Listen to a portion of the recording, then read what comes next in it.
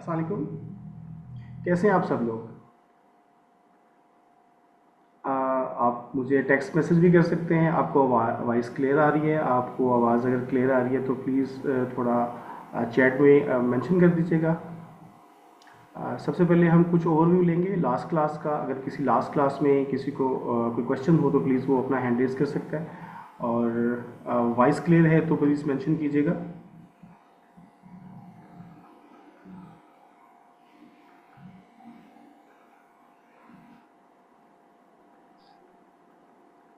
जी। तो ऐसा है कि हम अपनी क्लास का बाकायदा आगाज़ करते हैं, और बेसिकली हमने लास्ट टाइम जो क्लास का में जो कुछ कंसेप्ट पढ़े थे हम उसको थोड़ा सा अगर ओवरव्यू लेना चाहें तो सबसे पहले अगर आपको स्क्रीन क्लियर आ रही है और आपको कोई इश्यूज़ नहीं है तो प्लीज़ बताइएगा। लास्ट में हमने नॉर्मली पढ़ा था कि हमने बेसिक कंसेप्ट पढ़े थे, कुछ रिटर्न्स और डिक्लेरेशन का कंसेप्ट पढ़ा था। सोल प्रोवाइडर्स के हवाले से थी, हमने कुछ पासवर्ड को चेंज करना सीखा था। इसके अलावा एन टी एन क्रिएशन हमने प्रोसेस सीखा था। हाउ टू चेक एटीएल, हम एक्टिव टैक्स पे लिस्ट के स्टेटस को कैसे चेक करते हैं। इसके अलावा ईमेल, अगर मुझे हमें एक्सेस नहीं होती, हमारे पास ईमेल फॉरगेट कर जाते हैं या हमारा मोबाइल नंबर हमारे पास अवेलेबल नहीं होता, तो उस केसेस के अंदर हम किस तरह से रिकवर करते हैं। हम इसको प्रॉपरली छोटा सा दोबारा सा ओवरव्यू जो है एफपीआर की साइट पे जाके आईरिस पे जाके भी चेक कर लेंगे। आज हम कुछ जो इसके कंसेप्ट हैं वो आगे फर्दर भी इसको साथ डिटेल के साथ पढ़ेंगे। आप में से कि किसी को क्वेश्चन हो लास्ट क्लास के हवाले से तो प्लीज़ वो पूछ सकता है, तो फिर हम क्लास को फिर आगे कंटिन्यू करते हैं। अच्छा सब, अगर आपने क्लास लास्ट अटेंड नहीं की तो प्रॉब्लम, आपको इसकी रिकॉर्डेड लेक्चर मिल जाएगा और आप उसको देख सकते हैं। बाकी जो फर्दर जो दूसरे पार्टिसिपेंट हैं अगर उनके कोई क्वेश्चंस नहीं है तो हम क्लास को आगाज़ कर लेते हैं।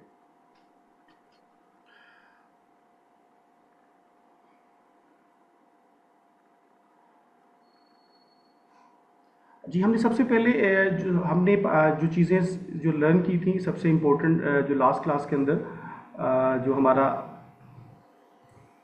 था कि बेसिकली पाकिस्तान के अंदर जो बिजनेस के कॉन्सेप्ट्स को अगर हम देखें तो बिजनेस के डिफरेंट स्ट्रक्चर्स थे पाकिस्तान के अंदर। डिफरेंट स्ट्रक्चर्स हैं जो पाकिस्तान के अंदर जो बिजनेसेस यूज़ करते हैं। सबसे इम्पोर्टेंट है कि हम किस तरह से बिजनेस के अंदर पाकिस्तान के अंदर फॉर्म करते हैं। सबसे sole proprietor the common form of business, अगर हम सोल प्रोप्राइटर को देखें कि सोल प्रोप्राइटर क्या होता है, इसके बारे में हमने देखा। इसके अलावा पार्टनरशिप है। पार्टनरशिप बेसिकली जो है वो किस तरह से इसकी फॉर्मुलेशन होती है, ये हम आगे आके इसके अंदर पढ़ेंगे। इसके अलावा लिमिटेड लायबिलिटी पार्टनरशिप है और कंपनीज हैं। हमने लास्ट सेक्शन में भी इसकी थोड़ा सा स्टडी किया था कि ये जो है बेसिकली पाकिस्तान में किन कवानीन के तहत जो है ये इनकी फॉर्मुलेशन होती है। आपको स्लाइड्स मैंने आपके साथ शेयर की थी, इसमें हमने थोड़ा मेंशन किया था। बेसिकली जो सोल प्रोप्राइटर है उसको स्पेसिफिक लॉज मौजूद नहीं है, ये हम एफबीआर के साथ ही रजिस्टर्ड होते हैं। सोल प्रोप्राइटर बेसिकली कौन होता है? सिंगल ओनर है, ओनली अपने तमाम बिजनेस को मैनेज कर रहा होता है। इसके अलावा पार्टनरशिप कैसे रजिस्टर्ड है पाकिस्तान की, किन जो गवर्निंग बॉडीज़ और रेलिवेंट लॉज के तहत रजिस्टर्ड होती है, तो ये पार्टनरशिप के केस के अंदर तो पार्टनरशिप एक्ट है 1932। तो इसके जो है इसका हम पूरा प्रोसीजर जो है हम इसको जो है पार्टनरशिप को रजिस्ट्रार के साथ हम कैसे रजिस्टर करते हैं, क्या डॉक्यूमेंट्स रिक्वायर्ड होते हैं, इस प्रोसेस को हम डिटेल से ये भी पढ़ेंगे। इसके अलावा लिमिटेड लायबिलिटी पार्टनरशिप है, ये भी लिमिटेड लायबिलिटी एक्ट 2017। इसके अलावा कंपनीज के बारे में हम जानते थे, हम एसएससीपी से रजिस्टर्ड होती हैं, तो कंपनीज एक्ट 2017 के अकॉर्डिंगली रजिस्टर्ड होते हैं। समटाइम हम सोल प्रोप्राइटर के साथ अक्सर लोगों को ये देखते हैं कि वहाँ पे सोल प्रोप्राइटर्स के साथ लोग कंपनीज भी मेंशन करते हैं। आज हम थोड़ा सा जो सोल प्रोप्राइटर को एनटीएन के साथ रजिस्ट्रेशन का कुछ प्रोसेस हमने लास्ट टाइम भी सीखा था। हम दोबारा से इसको थोड़ा सा ओवरव्यू कर लेते हैं कि किस तरह से जो है सोल प्रोप्राइटर एफबीआर के साथ रजिस्टर्ड होता है। तो मैं आपको आईरिस की साइट पे लेके जाता हूँ। नॉर्मली आपको पता है कि किस तरह से हम लॉगिन करते हैं एफबीआर के जो है। Just wait minutes.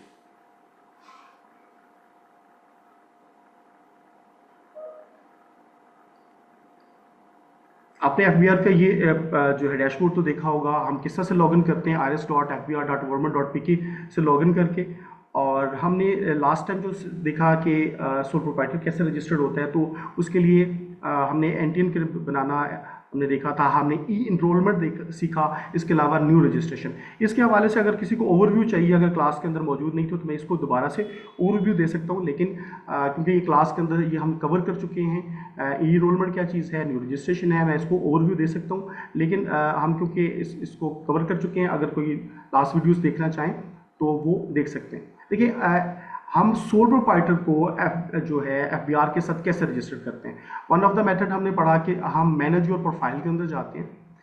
Manage your profile के अंदर हम किन किन चीज़ों को, किन किन पॉसिबल ऑप्शंस को हम अपडेट कर सकते हैं। हमने कहा कि अगर हमने ये सीखा कि अगर आपको अपनी ईमेल जो आप इंटर कर चुके हैं वो अपडेट करनी है, तो यहाँ से हम अपनी जो है ईमेल अपडेट कर सकते हैं, अपना सर्विस प्रोवाइडर जो है वो अपडेट कर सकते हैं। तो ये ऑप्शन हमने सीखा था। तो बेसिकली ये एक वन ऑफ द जो लास्ट जो हमारे जो लेक्चर का पार्ट था, क्योंकि हम किस तरह से अपने जो सेल नंबर, मोबाइल नंबर और हम अपने ईमेल को अपडेट कर सकते हैं। इसके अलावा हम हमारे इनकम के रिसोर्सेज बेसिकली अगर हम यहाँ से अपडेट कर सकते हैं कि हम पॉसिबल जो अगर कोई भी इंडिविजुअल कोई भी एक्टिविटी कर रहा है, उस एक्टिविटी में क्या मुराद है कि वो सैलरीड पर्सन है या उसके पास अदर रिसोर्सेज हैं, उसे कहीं से रेंट आता है, वो फॉरेन सोर्स ऑफ इनकम है, नो सोर्स ऑफ इनकम है, या प्रॉपर्टी के थ्रू से कोई इनकम आती है, या एग्रीकल्चर से आती है, कैपिटल गेन से, या बिजनेस है। तो हम बेसिकली हमने देखा कि हम यहाँ पे बिजनेसेस को कैसे ऐड करते हैं। हम कोई भी जो भी एक्टिविटी, आप मल्टीपल एक्टिविटीज़ को सिलेक्ट कर सकते हैं कि आपको एग्रीकल्चर से भी इनकम आ रही है, आप इसको ऐड करके आप अपने बिजनेस को अपने इंडियन के अगेंस्ट एंटर करते थे। तो इसमें यह है कि हमने अपनी बिजनेस की एक्टिविटीज़ को देखा। देखिए एफबीआर के साथ अगर आप रजिस्टर करते हैं तो हमारे पास जो नॉर्मली ये प्रोसेस हमने लास्ट टाइम भी सीखा, हम अपना बिजनेस का नाम इंटर करेंगे।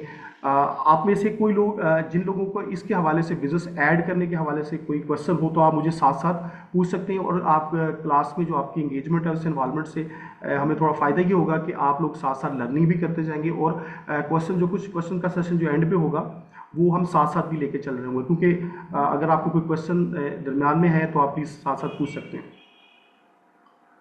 आप अपना हैंड रेज करके साथ साथ क्वेश्चन पूछते जाइए। बाकी ये बिजनेस की रजिस्ट्रेशन का 2 प्रोसेस हैं। हम किन कवानीन के तहत, क्या एफबीआर किन सेक्शन के थ्रू हम अपने आप को रजिस्टर करते हैं। तो बेसिकली हम कुछ चीज़ें हमने लास्ट टाइम हमारे पार्ट में था कि हमने कुछ डेक्लेरेशंस क्या होती हैं, इसके 2 पार्ट हैं, इनकम और पहले पार्ट के अंदर आपकी इनकम है, एक्सपेंसेस है, लाइबिलिटी और एसेट्स वगैरह हैं इसके अंदर। इसके अलावा आप एनटीएन में बेसिकली बनाना सीखा हमने कैसे।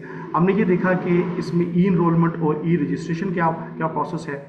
तो हम बेसिकली एनटीएन किस जो है इनकम टैक्स ऑर्डिनेंस के सेक्शन के तहत हम बेसिकली एनटीएन जो है वो क्या चीज़ है, तो मैं साथ साथ आपको वो भी आपको अपडेट करता हूँ कि ये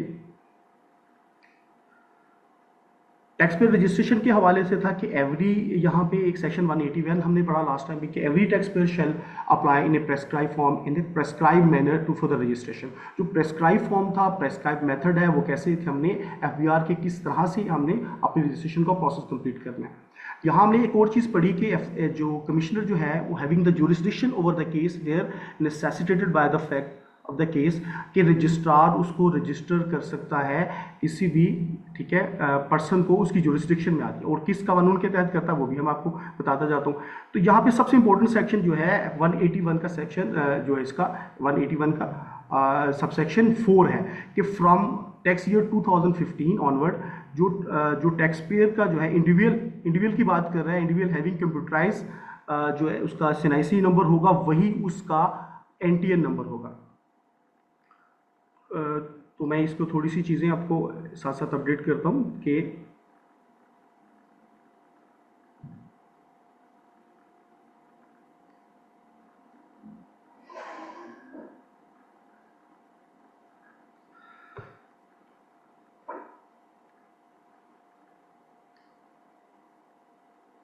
जी। तो basically under section 181 tax payer की जो रजिस्ट्रेशन है, कमीशन के पास जो पावर है कि वो रजिस्टर कर सकता है। इसके अलावा जो आफ्टर 2015 जो इंडिविजुअल है उसके केस के अंदर जो उसका जो CNIC होगा वही उसका NTN नंबर होगा।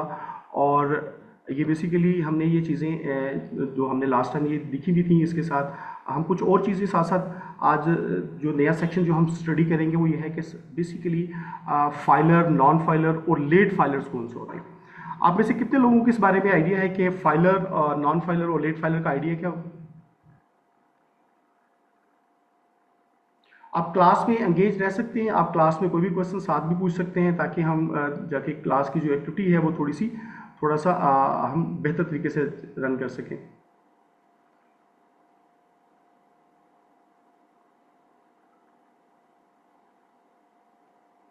दो क्वेश्चन। देखिए जी, फाइलर क्या होता है, देखिए सब हम कंटिन्यू करते हैं।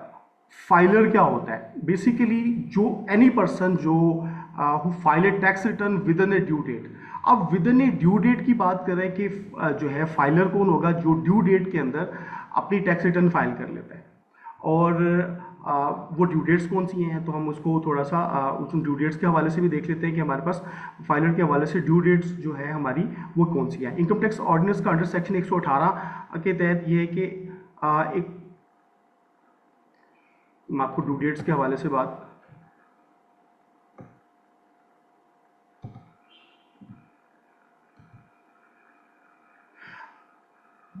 सो बेसिकली जो इनकम टैक्स ऑर्डिनेंस का जो सेक्शन 1118 डिफाइन करता है कि what is the due dates for the basically return of the income for the section 114 wealth statement की हमारे पास क्या है कि in case of company within a tax year ending any time between the first day of the जनवरी।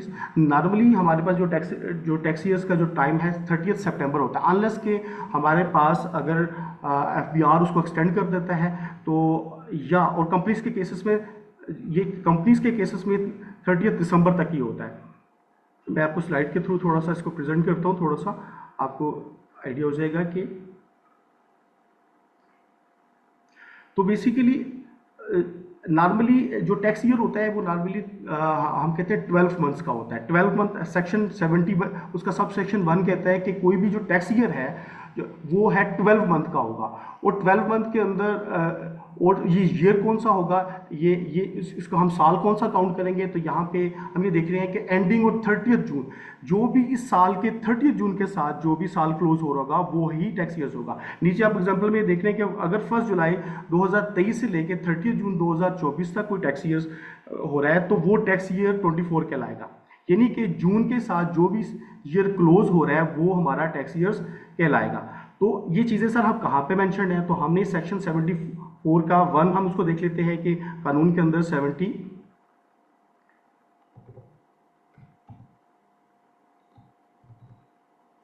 मैं आपको sections को clear करता हूँ।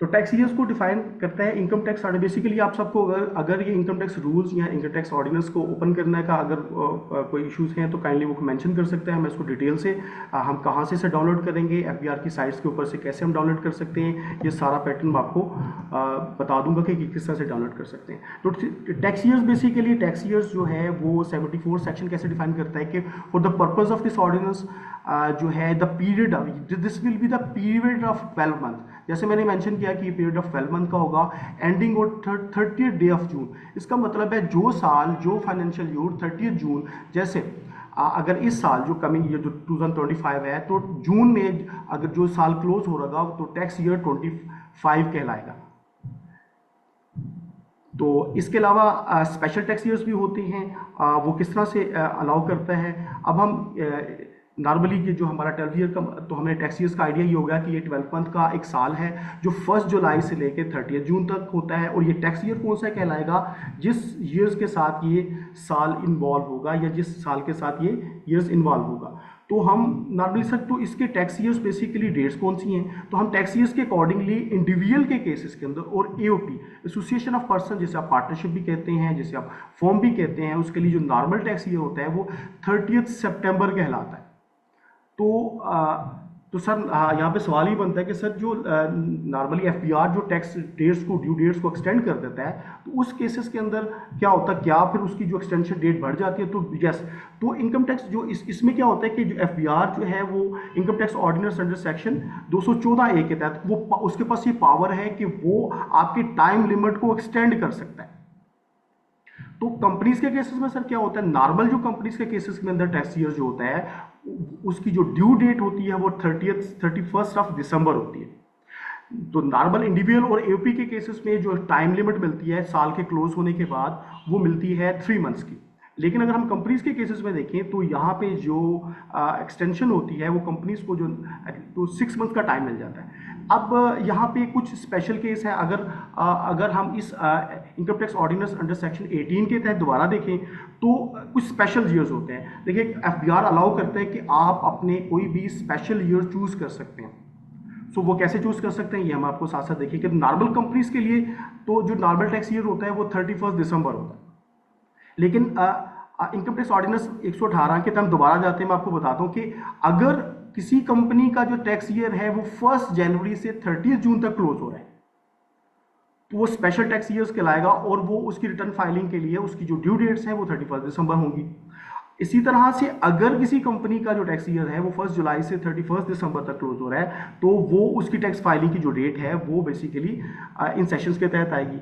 मैं अब आपको थोड़ा सा ये दिखा भी देता हूँ कि बेसिकली 118 हमारे पास अगर हम इसको देखें एक सेक्शन 118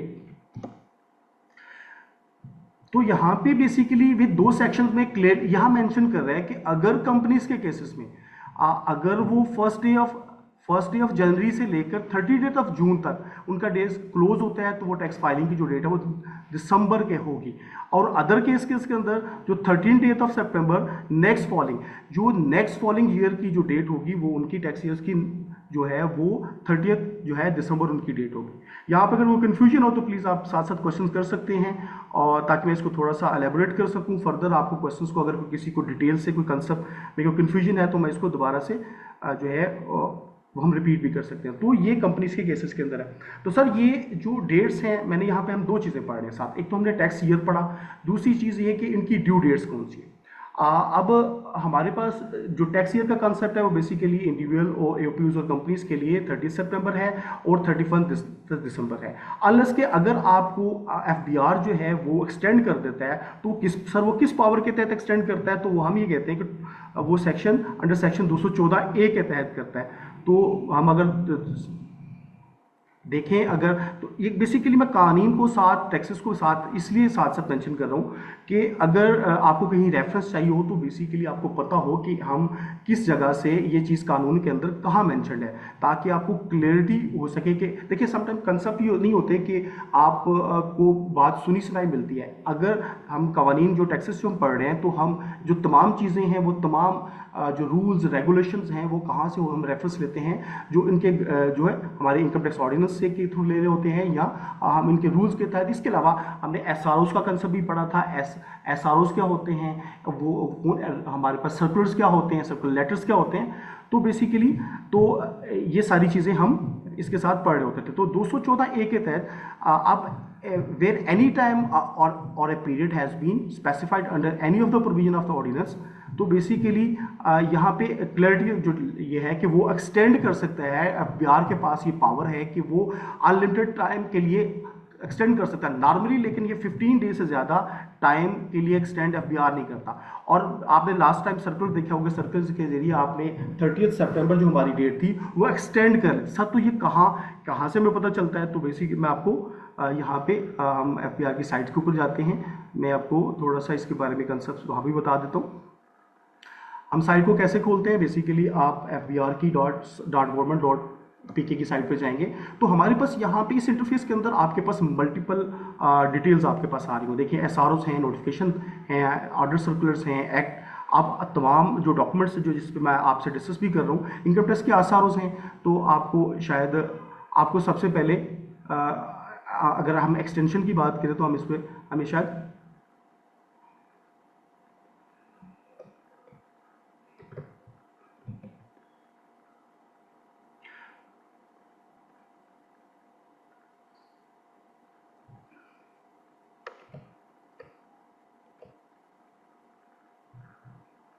जी मैं आपको सर्कुलेशन से बताता हूँ, थोड़ा सा प्रोसेस यहाँ पे नेट की स्लो हो रहा है, मैं आपको थोड़ा सा इसको अपडेट करता हूँ। तो बेसिकली हमारे पास ये तमाम जो एफबीआर की जो इंटरफेस है, यहाँ पे हमारे पास मल्टीपल एसआरओज की सर्कुलर्स के तहत जो है एफबीआर हमसे कम्युनिकेट करता है। इसके पास अनलिमिटेड पावर्स हैं कि वो जो है जो लॉ को डिफाइन कर सकता है, उसको फर्दर जो है एक्सप्लेन कर सकता है कि ये चीज़ों को किस तरह से इम्प्लीमेंट किया जाए। तो एसआरओज और नोटिफिकेशंस के हवाले से है।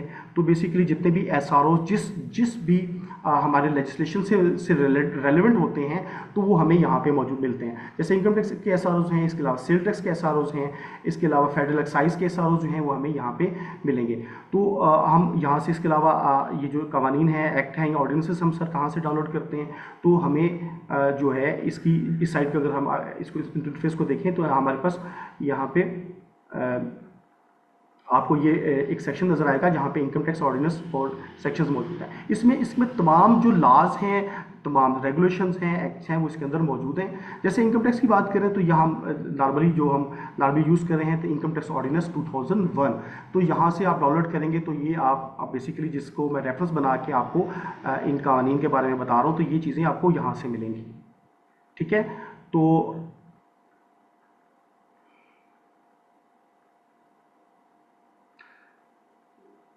जी ये पूछ रहे हैं कैटेगरीज ऑफ द फाइलर्स, सो हम कैटेगरीज का फाइलर्स भी पढ़ेंगे। तो बाहर का ये कवानीन ऑर्डिनेंस एक्ट अगर आप कोई भी डाउनलोड करना चाहें तो आपको लेटेस्ट वर्जन को डाउनलोड करना है। लेटेस्ट वर्जन का मतलब ये है कि ये जो लेटेस्ट हमारे पास ऐसा होगा कि इसके अंदर जो भी अपडेट्स होंगी वो जो मोस्ट रिसेंटली टाइम भी मेंशन्ड है कि जब तक ये चीज़ें अपडेट होंगी तो ये आपको अवेलेबल होंगी। तो बेसिकली हम दोबारा से अपने सेक्शंस की तरफ ही जाते हैं साथ साथ, ताकि हम साथ साथ तो हम यहाँ पे ये पढ़े कि हम जब टैक्स फाइलिंग को हम रजिस्ट्रेशन करना सीख रहे तो हमें कंसेप्ट ये था कि टैक्स ईयर क्या होता है और इनकी ड्यू डेट्स क्या होती हैं और इनकम टैक्स ऑर्डिनेंस के किन सेक्शंस के तहत जो है ये ड्यू डेट्स होती हैं और उनको एक्सटेंशन अगर अलाउ करता है एफबीआर तो वो अपनी किन पावर्स को यूज़ कर सकता है। तो इसके अलावा मैं एक और आपको सेक्शन बताता हूँ कि जो 119 है इनकम टैक्स का 1119 जो है वो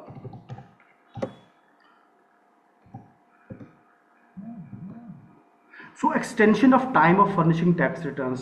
तो बेसिकली जो एफबीआर है अगर कमिश्नर के पास in writing the commissioner for an extension of time furnishing returns, तो कमिश्नर क्या कर सकता है कि वो आपकी टैक्स रिटर्न की जो है रिटर्न जो है अगर आप फाइल करते हैं तो आपको एक्सटेंशन ग्रांट करता है। कुछ केसेस के अंदर जो है वो जब हम टैक्स रिटर्न फाइल करते हैं तो कुछ केसेस के अंदर आप खुद भी टैक्स रिटर्न के अंदर एक्सटेंशन फाइल कर सकते हैं। तो मैं अभी आपको प्रैक्टिकली बेसिकली मैं लास्ट से रिलेवेंट कुछ बातें बता रहा हूँ, लेकिन जब मैं डायरेक्टली आपको ये करूँगा कि हम प्रैक्टिकली भी देखेंगे कि कैसे हम आप एक्सटेंशन फाइल करते हैं, एफबीआर कैसे आपको एक्सटेंड कर देता है। अब यहाँ पे ये चीज़ इंपॉर्टेंट है कि अगर एफबीआर जो है वो टाइम एक्सटेंड कर देता है तो आपकी जो ड्यू डेट होगी फाइलिंग की वही एक्सटेंशन डेट होगी। अगर एफबीआर नॉर्मली आपने देखा होगा 15 डेज की एक्सटेंशन देता है, उसके बाद दोबारा से वो 15 डे की एक्सटेंड कर देता है, तो नॉर्मली होता ही है कि इस टाइम के अंदर यही हमारा जो पीरियड है, अगर सितंबर से आगे वो अक्टूबर तक एक्सटेंड कर देता है तो हमारी ड्यू डेट जो होगी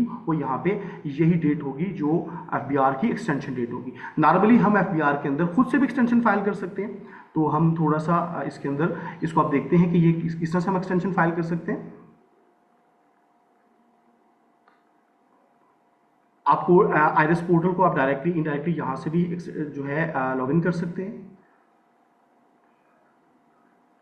बेसिकली ये जब आप रजिस्ट्रेशन हो चुके होते हैं तो ये आपका इंटरफेस, जब आप एनटीएन बना के फाइलर करके लॉगिन करते हैं तो ये आपका एक इंटरफेस होता है। नॉर्मली हम एक्सटेंशन कैसे फाइल करते हैं, डेक्लेरेशन नॉर्मली एक्सटेंशन की एप्लीकेशन कब फाइल होती है, तो हम नॉर्मली यहाँ से आप डेक्लेरेशन में जाएंगे, एक्सटेंशन की एप्लीकेशन में जाएंगे टू फाइल ऑफ टैक्स, उसमें वो टैक्स रिटर्न वो टाइम पूछेगा आपसे कि सपोज 2024, अभी आपको अलाउ नहीं करेगा, ये अलाउ इसलिए नहीं करेगा कि ये डेट्स गुजर चुकी हैं, तो ऑलरेडी ये कह रहा है कि ये चीज़ें हैं, तो एक ऑलरेडी गिवन फॉर्मेट होता है जिसमें हम एक्सटेंशन को फाइल कर सकते हैं। तो ये हम स्टडी कर रहे थे कि हम अगर ड्यू डेट्स हैं और ड्यू डेट में एक्सटेंशन कैसे फाइल करते हैं और एक्सटेंशन के बाद जो है वो हमारे पास जो टाइम क्या होता है। अच्छा, अब यहाँ पे मैंने बताया कि अगर हम खुद से एक्सटेंशन फाइल कर सकते हैं, ठीक है, क्या हम वक्त से पहले, यहाँ पे एक इंपॉर्टेंट चीज़ है क्योंकि अभी टैक्स का सेशन नहीं है, तो हम एक्सटेंशन को किस तरह से फाइल करते हैं। एक तो प्रोसीजर ये है कि आप वहाँ पे एफबीआर की साइट पर जाके आप डिक्लेरेशन के अंदर एक्सटेंशन को खुद से रिक्वेस्ट करते हैं, तो एफबीआर नॉर्मली आपको एक्सटेंशन फाइल कर देता है। ठीक है, आप फर्दर भी एक्सटेंशन ले सकते हैं। सर ये किन सेक्शन के तहत ले सकते हैं?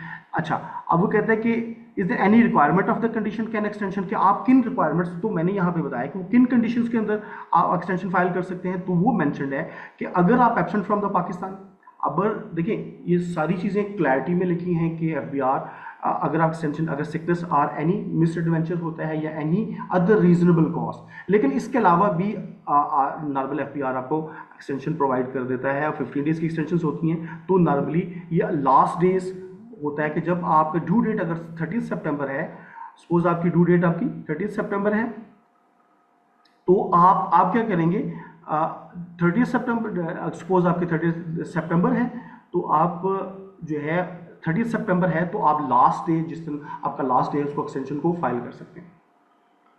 तो अगर एफबीआर के पास क्या पावर है, वो आप किस तरह से पावर को एक्सटेंड कर सकता है। यहाँ तक कोई क्वेश्चन हो तो प्लीज़ आप पूछते जाइए। इसके बाद हम प्रैक्टिकली थोड़ा सा जो लर्न करेंगे कि हम एनटीएन को किसी इंडिविजुअल के अगेंस्ट कैसे रजिस्टर करते हैं, वो सारा प्रोसेस हम आज थोड़ा सा साथ साथ लर्न करेंगे।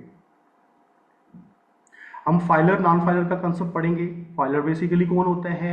Any person who file a tax return within a due date. यहाँ पे ड्यू डेट का मतलब है, जैसे मैंने आपको बताया कि ड्यू डेट क्या होती है फाइलर्स के लिए, जो अभी मैंने आपको बताया कि जो ड्यू डेट्स होती हैं, अगर वो 30 सितंबर, अनलेस के एफबीआर एक्सटेंड कर दे या आप एक्सटेंशन रिक्वेस्ट कर दें, और कंपनीज के केस में 31 दिसंबर। यानी कि अगर फाइलर वो है कि जो अपनी विद इन ड्यू डेट्स के अंदर अपनी टैक्स रिटर्न्स को फाइल कर देता है। तो यहाँ पे कंसिक्वेंसेस क्या होते हैं? अगर वो बंदा, सर जो फाइलर है, जो ऑलरेडी फाइलर है और अपनी ड्यू डेट्स के अंदर एक्सटेंशन को, अपनी टैक्स रिटर्न फाइल नहीं करता, तो एफबीआर कैसे इन्फोर्स कर सकता है?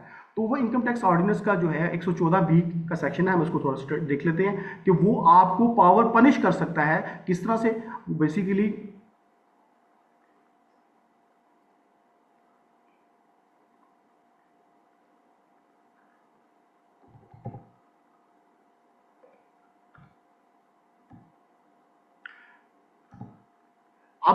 अब ये सेक्शन आपने सुना होगा, बेसिकली एफबीआर के पास अनलिमिटेड पावर्स है। वो क्या कर सकता है कि power to enforce filing of tax return. अगर आप टैक्स रिटर्न फाइल नहीं करते, तो वो आपको ये पहले कहता है कि अगर आप टैक्स रिटर्न फाइल नहीं करते तो he can disable the mobile phones, and mobile phone की सिम्स आपके डिसेबल कर सकता है। आपकी डिसकंटिन्यूशन ऑफ इलेक्ट्रिसिटी कनेक्शन को डिसकंटिन्यू कर सकता है। इसके अलावा वो गैस के कनेक्शन, और सबसे मजे की चीज़ है कि restriction on foreign travelling from the country, from the citizen of Pakistan. ठीक है, अगर सिटीजन एक्सक्लूडिंग द पर्सन, अगर एनआईसी ओवरसीज पाकिस्तानी के अलावा जिनके पास है, या माइनर्स हैं, या स्टूडेंट ट्रेवल कर रहे हैं, अगर वो अब्रॉड प्रोसीड कर रहे हैं, या हज उम्रा के लिए जा रहे हैं, इस क्लास के अलावा वो आपको रिस्ट्रिक्ट कर सकता है। फर्दर भी कुछ रिस्ट्रिक्शंस इंपोज करने जा रहा है। आपकी बैंक आपके इवन के बैंक, आप कोई चीज़ परचेजेस करते हैं तो भी आपको रिस्ट्रिक्ट करेगा बैंक। नॉन फाइलर फाइलर के केसेस के अंदर वो भी हम चीज़ें डिटेल से डिस्कस करेंगे। तो पावर एफबीआर जो है आपको इन्फोर्स कर सकता है कि वो आप जो है वो फाइलिंग टैक्स फाइलिंग करेंगे। तो बेसिकली हमने ये पढ़ा, फाइलर वो होता है कि जो विद इन ड्यू डेट, हमने पढ़ा ड्यू डेट क्या होती है, इंडिविजुअल के केस में ड्यू डेट क्या होती है 30 सितंबर। और सर 30 सितंबर के जो है फर्दर अगर हम खुद फाइल कर ले, तो जो एक्सटेंडेड टाइम होगा वो भी फाइलर के लिए इंक्लूडेड होगा, या एफबीआर खुद से एक्सटेंड कर देता है। एफबीआर अगर खुद से एक्सटेंड कर देता है तो भी वो हम उस केस के अंदर जो है, अगर एफबीआर एक्सटेंड कर देता है सपोज, तो वो भी टाइम जो है ना, टाइम इंक्लूडेड होगा कि आपने विद इन ड्यू डेट के अंदर एक्सटेंशन फाइल कर दिया। ठीक है, तो हमने ये चीज़ें सारी यहाँ तक लर्न की हैं। मुझे ये बताइएगा कि आप में से किसी को कोई यहाँ पे कोई प्रॉब्लम है या कोई क्वेश्चन पूछना चाहता है, तो आप क्वेश्चन पूछ सकते हैं। आप अपना माइक भी अनम्यूट कर सकते हैं, कोई क्वेश्चन दरम्यान में आप पूछ सकते हैं। एओपी क्या है? Association of person. Association of person, जैसे आप पार्टनरशिप कहते हैं, इसके अलावा आप फर्म कहते हैं, जो दो से ज़्यादा, जैसे जो हमने स्लाइड के अंदर मेंशन किया, हम इसको प्रॉपर्ली पढ़ेंगे। एओपी बेसिकली पार्टनरशिप को भी कहते हैं, फर्म या एओपी के नाम से। ये पार्टनरशिप एक्ट और किस तरह से रजिस्टर्ड होती है, ये हम रजिस्ट्रार ऑफ द फर्म के साथ रजिस्टर्ड करते हैं। हम इसका पूरा मैकेनिज्म, इसके डॉक्यूमेंट्स क्या रिक्वायर्ड हैं, ये किस और रजिस्ट्रार के साथ ये प्रोसेस कितने टाइम पीरियड का प्रोसेस है, ये सारी चीज़ें भी पढ़ेंगे। इनके टैक्स रिटर्न्स फाइलिंग भी सीखेंगे। तो बेसिकली ये एओपी कहलाता है जी। फर्दर जब हम इसके सेक्शन पे पहुंचेंगे तो हम इसको और ज़्यादा एलैबोरेट और जो है इसकी मुकम्मल डेफिनेशन के साथ इसको कवर करेंगे। इसके अलावा आपको सोल प्रोप्राइटर के बारे में पता है आप लोगों को? सर इसमें वन होता है एक बंदे की मतलब सारी। अच्छा देखिए, सारे बिजनेसेस हैं, देखिए लोग सोल प्रोप्राइटर भी एक बंदा होता है, लेकिन क्या डिफरेंस है? डिफरेंस क्या है? अगर कोई शख्स एज ए कंपनी रजिस्टर्ड होता है, पार्टनरशिप रजिस्टर्ड होता है, या लिबरल लाइबिलिटी पार्टनरशिप या कंपनी के हवाले से, तो कोई एक्सप्लेन करेगा कि इसमें सर क्या डिफरेंस हो सकता है, पॉसिबल डिफरेंस क्या हो सकता है?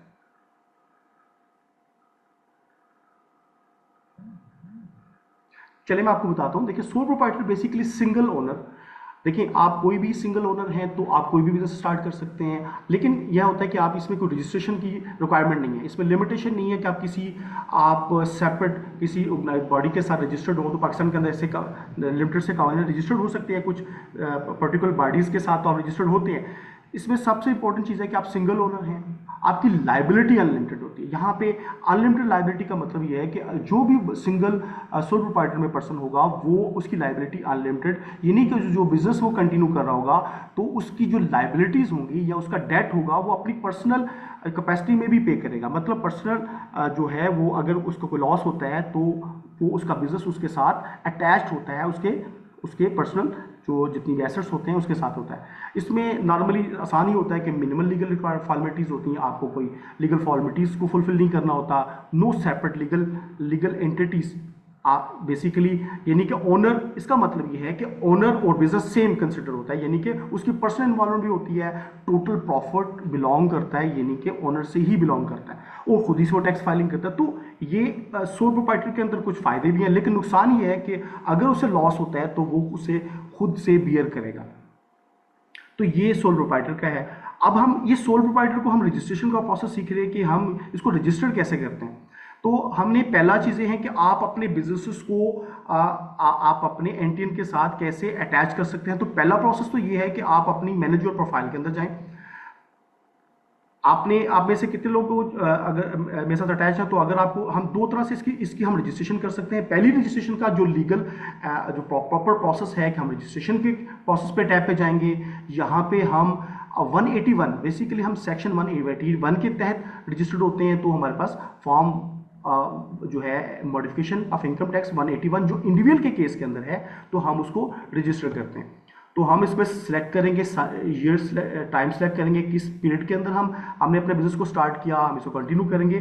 तो ऑलरेडी क्योंकि ये मेरा डाटा एक ड्राफ्ट के अंदर पड़ा हुआ है, तो मैं इसको ड्राफ्ट से ओपन कर लेता हूँ कि मेरे पास ये ड्राफ्ट में ऑलरेडी एक सेक्शन पड़ा था कि मैं इनकी रजिस्ट्रेशन करूँ।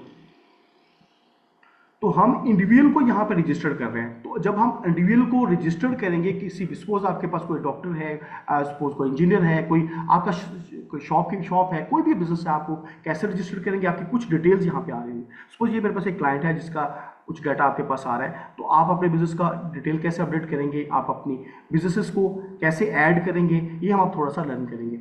तो सबसे पहले इसके अंदर मल्टीपल टैब जो हम ऐड क्या करेंगे, प्रॉपर्टीज़ का मतलब है कि उसकी एड्रेसेस कौन से होंगे, वो बिजनेसेस को प्रॉपर ऐड करेगा। कैसे ऐड करते हैं हम, लिंक को अटैच करना, अटैचमेंट्स क्या क्या है, उसके डॉक्यूमेंट्स क्या क्या रिक्वायरमेंट होंगी और क्या हम एफबीआर के साथ अपलोड करेंगे। बैंक अकाउंट में जब जाएंगे तो हम बैंक की क्या डिटेल्स ऐड करेंगे। तो ये सारा एक प्रोसेस है। तो हम इसको थोड़ा सा स्टेप बाई स्टेप देखते हैं। पर्सनल इन्फॉर्मेशन के अंदर आपके पास ये इन्फॉर्मेशन आ रही हैं कि आपका कनेक्शंस कौन से हैं, आपके सेल नंबर्स, आपकी डिटेल्स आ रही हैं। तो आप क्या करेंगे, अपने बिजनेस को कैसे ऐड करते हैं? सबसे पहले हम प्लस का सपोज हम इसको ऐड करते हैं, बिजनेस को ऐड कर रहे हैं। तो जी मुझे एक मिनट दीजिएगा।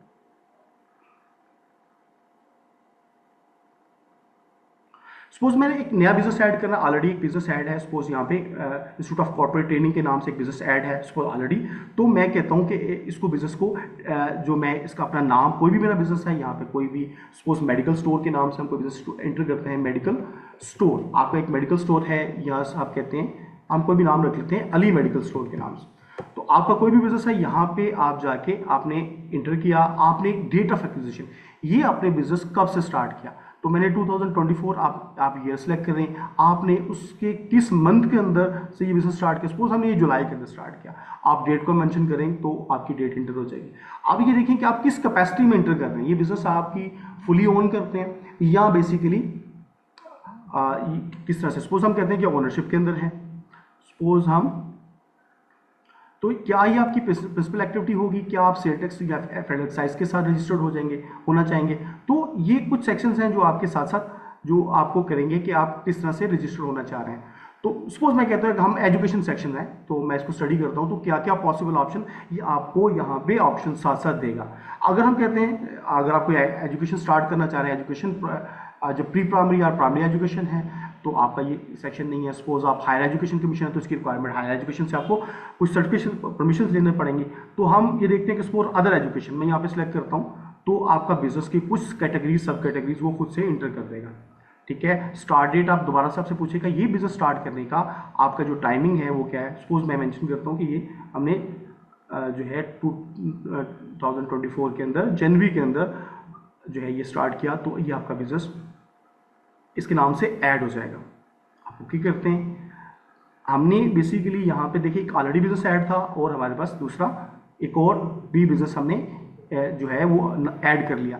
अब हम फर्दर इस बिजनेस के साथ अपनी प्रॉपर्टी अटैच करते हैं। देखिए कोई भी बिजनेस है, आप किस लोकेशन पे कर रहे हैं, किस जो है किस जगह पे आप ये बिजनेस को स्टार्ट किया, तो ऑलरेडी जो अगर आपने बिजनेसेस ऐड किए होंगे, suppose add another property inter करते हैं, तो वो आपसे पूछता है कि ओके आपके पास जो प्रॉपर्टी है वो किस किस्म की है, क्या एजुकेशनल प्रॉपर्टी है, ओके यू सिलेक्ट दिस। इसके बाद आप सिलेक्ट करते हैं कि ये कॉलेज स्कूल ये किस तरह से है, ये स्कूल है कॉलेज है, आप कहते हैं ये कॉलेज है। आप इसके बाद मेजरमेंट है, तो बेसिकली आप इसकी मेजरमेंट अगर मरलाज में मेंशन करते हैं, तो टोटल एरिया सपोज 20 मरला है।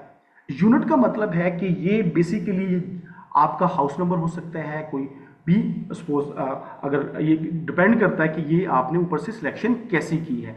आप कॉम्प्लेक्स स्ट्रीट नंबर जैसे आप कोई भी दे सकते हैं जो आपकी जो इस लोकेशन के हवाले से होगी। इसके अलावा लोकेलिटी, सपोज ये चकलाला का कुछ एरिया है, यहाँ इंपॉर्टेंट यहाँ आगे आपने सिटी सेलेक्ट करते हैं, तो आप यहाँ पे सपोज रावलपिंडी सेलेक्ट करते हैं और मैं इसको सर्च करता हूँ, तो आपको मल्टीपल ऑप्शन ये ड्रॉप डाउन में दे देगा।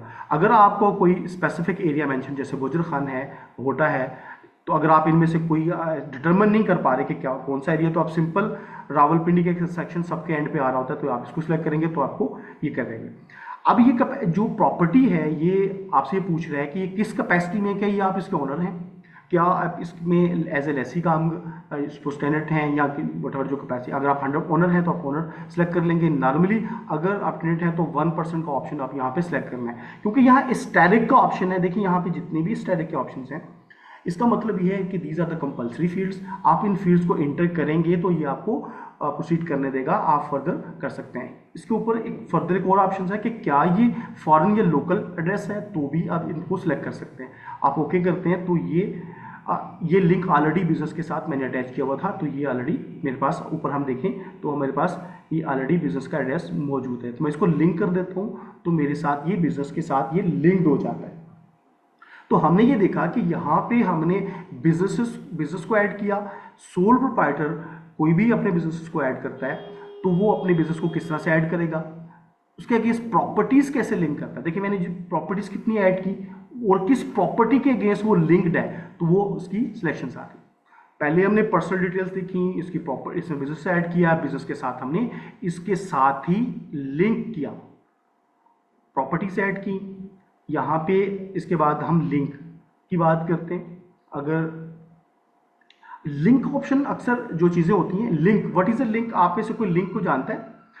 अगर आप किसी बंदे को ऑथराइज रिप्रेजेंटेटिव, इसका मतलब है कि समबडी एनीबडी, कि आपके अपने बिहाफ पे किसी को रिप्रेजेंट कर सकते हैं, आपका एडवाइजर, अटॉर्नी, कंसल्टेंट। आप कैसे एंटर करेंगे, सपोज समबडी इज कंसल्टेंट।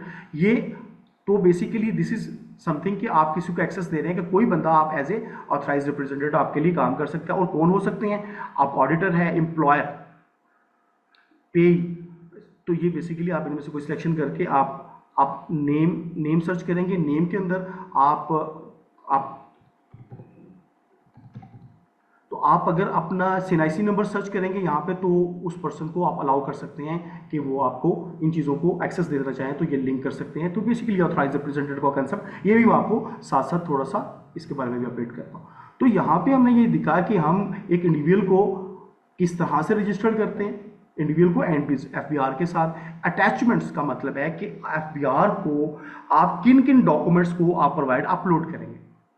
सबसे पहले कि आपका एविडेंस फॉर द फॉर्म 181, आपका इनकम टैक्स जो है इंडियन का बेसिकली ये अपलोड करेंगे। इसके अलावा टेनेंसी, अगर आप ओनरशिप में हैं तो आप ओनरशिप के डॉक्यूमेंट अटैच करेंगे, या आपको ब्राउजिंग पे लेके जाएगा तो आप बेसिकली फाइल अटैच करते हैं और ओपन करते हैं तो ये फाइल अटैच हो जाती है। इसके अलावा आप अपनी premises paid utility bill of the business premises not older than 3 months. इसका मतलब है कि अगर आपके पास यूटिलिटी जो कनेक्शन हैं, कोई भी आपका यूटिलिटी कनेक्शन है नॉट लेटर देन 3 मंथ्स, आप मल्टीपल इसको अपलोड करके, तो ये प्रोसेस आप यहाँ पे अपलोडेशन का कंप्लीट करेंगे। अब लास्ट सेक्शन के अंदर हम बैंक अकाउंट्स की डिटेल्स देखते हैं कि हम बैंक, देखिए बेसिकली नॉर्मली जो सोल प्रोप्राइटर होते हैं वो अपने नाम से अपना बैंक अकाउंट ओपन करना चाह रहे होते हैं। तो ये चीज़ें हम अपडेट करने से, फॉर्म 181 फाइल करने से, registration for file for the modification से हमारे NTN के ऊपर, हमारी जो NTN के ऊपर जो इस बिजनेस को एडिशन हो जाएगी, जिसकी बुनियाद पे बैंक हमारा अकाउंट ओपन करता है। तो हम यहाँ पे कैसे ऐड करते हैं सर? तो यहाँ पे सवाल ही पैदा है कैसे। सबसे इंपॉर्टेंट चीज़ है कि आपके अकाउंट किस किस्म का है, आपका अकाउंट है, आपके एनुटी बॉन्ड्स डिपॉजिट आपका अकाउंट है। सपोज अकाउंट सेलेक्ट करते हैं, अकाउंट की सिलेक्शन के बाद आपका ये अकाउंट करंट अकाउंट है, सेविंग अकाउंट है, वट ये कैटेगरीज जिसकी किस फॉर्म की है ये आप इसको ऐड करेंगे। ऐड करने के बाद आप इसी करेंसी, देखिए इसमें हम इंस्टीट्यूट सेलेक्ट कर रहे हैं, सपोज मीज़ान बैंक, आपका जो भी बैंक है आप उसको सर्च करेंगे, आपको आपके उस जो बैंक के अगेंस्ट वो सपोज ये बैंक है, मैंने देखा कि ये इस्लाम बैंक है, आपको तमाम ऑप्शंस ओपन कर देगा। आप उसको सिलेक्ट करते हैं, आप IBN नंबर देंगे। IBN बेसिकली ये नंबर मुकम्मल आपके बैंक का डिटेल्स होंगी आपके पास, आपको बैंक आपको प्रोवाइड करता है। सपोज एग्जांपल के तौर पे ये चीज़ मेंशन्ड है कि आप अपना किस तरह से देंगे, IBN नंबर देंगे, ठीक है। इसके अलावा आपकी करेंसी की सिलेक्शन है, करेंसी के अंदर आप PKR सेलेक्ट करते हैं। ओपनिंग डेट, आपकी जो बैंक की ओपनिंग डेट, जी मैंने कब ओपन किया, मैं 2024 के अंदर मैंने जुलाई के मंथ के अंदर फर्स्ट डे को ये मैंने सेलेक्ट किया। ओके, किस कैपेसिटी क्या, ये शेयरिंग के साथ है, वट ये बेसिकली एक ही ऑप्शन है। बेसिकली एक और चीज़ बताता चलूँ कि FBR still in the process of updating their systems. तो कुछ चीज़ों के अंदर आपको चीज़ें डाउटफुल लगेंगी, ये किस तरह से मेंशन कर रहा है। तो ये आपका शेयर है, आप ओनर है, 100% ओनर है, ओके। आप मेंशन कर दें कि मैं इस बैंक को 100% ओन कर रहा हूँ, तो आप ओके कर देंगे, तो ये बिजनेस जो है आपके पास ऐड हो जाएगा। तो हम नॉर्मली क्या कर रहे हैं, ये जो ऑप्शंस हैं ये बेसिकली हम क्योंकि एक टेस्टिंग एंड ट्रायल पर्पज से कर रहे हैं, तो हम IBN क्योंकि मैंने प्रोवाइड नहीं किया, तो उसने ऑप्शन में पूछा कि IBN जो है वो आपने प्रोवाइड नहीं किया, तो मैंने IBN का नंबर दिया, तो उसने आपको मेंशन किया कि ये जो स्टैरिक्स हैं इनके ऑप्शंस आपको लाजमी देना है। तो आप ये ऐड करते हैं, आप इसे जो है ओके करते हैं। ओके करने के बाद आप इस फाइल का प्रिंट भी ले सकते हैं। ओके, आप प्रिंट कैसे करते हैं, आपके पास डाउनलोड का ऑप्शन आ जाएगा, तमाम डिटेल्स आप देख लेंगे कि आपके पास डाउनलोड हो जाती हैं। आप इसको सेव करते हैं, आप उसको सबमिट कर देते हैं, तो FBR के आपकी जो डिटेल्स हैं वो आपकी NTN के ऊपर अपडेट हो जाएंगी। अब हम ये सर ये कैसे चेक करेंगे जो भी हमने बिजनेस ऐड किया,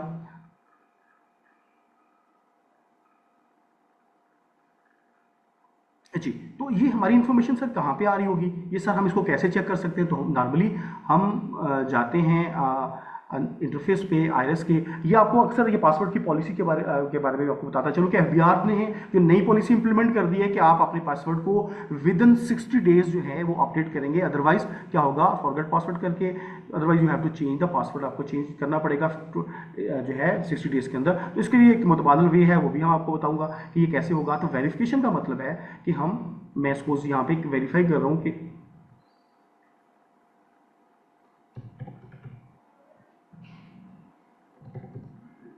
सपोज मैं एग्जांपल के पर्पस के लिए कि मैं इंटर करता हूँ, आपको ये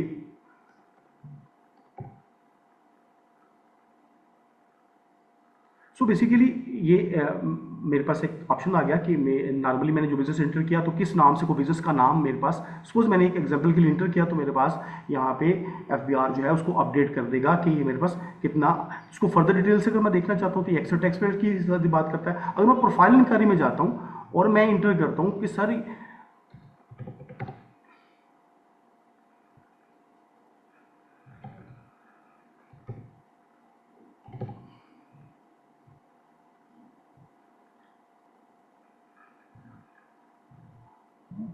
देखिए अब आप ये ऑप्शन नजर आ रहा होगा इंस्टीट्यूट ऑफ कॉर्पोरेट ट्रेनिंग, देखिए मैंने इंटर किया तो क्या नॉर्मली ये जो आपके पास सेक्टर टेस्ट की प्रोफाइल इंक्वायरी करने से आपकी ये डिटेल्स आपके पास आ रही होती है। देखिए यहाँ पे दो तीन चीजें मैंने आपने कहा कि हमने ये पढ़ी कि आपका जो रजिस्ट्रेशन नंबर होता है वो आपका एनटीएन होता है। 2015 से पहले नॉर्मली आपका जो एंटीन आपका आपकी एंटीन से आपका जो एंटीन होता था वो डिफरेंट होता था, तो रेफरेंस नंबर को भी लोग इसको यूज किया जाता था कि ये आपका एनटीएन नंबर है। तो आप देखिए आपने जो भी आपने बिजनेस ऐड किया तो वो बिजनेस आपके नाम की आपके अगेंस्ट आपके पास यूज हो रहा है। तो यहाँ एक चीज क्लियर हो रही है कि जो चीज आप इंटर करेंगे किस तरह से एनटीएन इंडिविजुअल अपने बिजनेस को रजिस्टर कर सकता है कि अपडेट कर सकता है, ठीक है, एफबीआर के साथ। और इसकी बेसिस पे नॉर्मली आपने देखा होगा अकाउंट ओपन करते हैं, नॉर्मली बिजनेस को आप अपने अकाउंट ओपन करने चाह रहे होते हैं तो वो ओपन कर रहे होते हैं। यहां तक कोई क्वेश्चन हो तो प्लीज आप साथ साथ पूछते जाइएगा।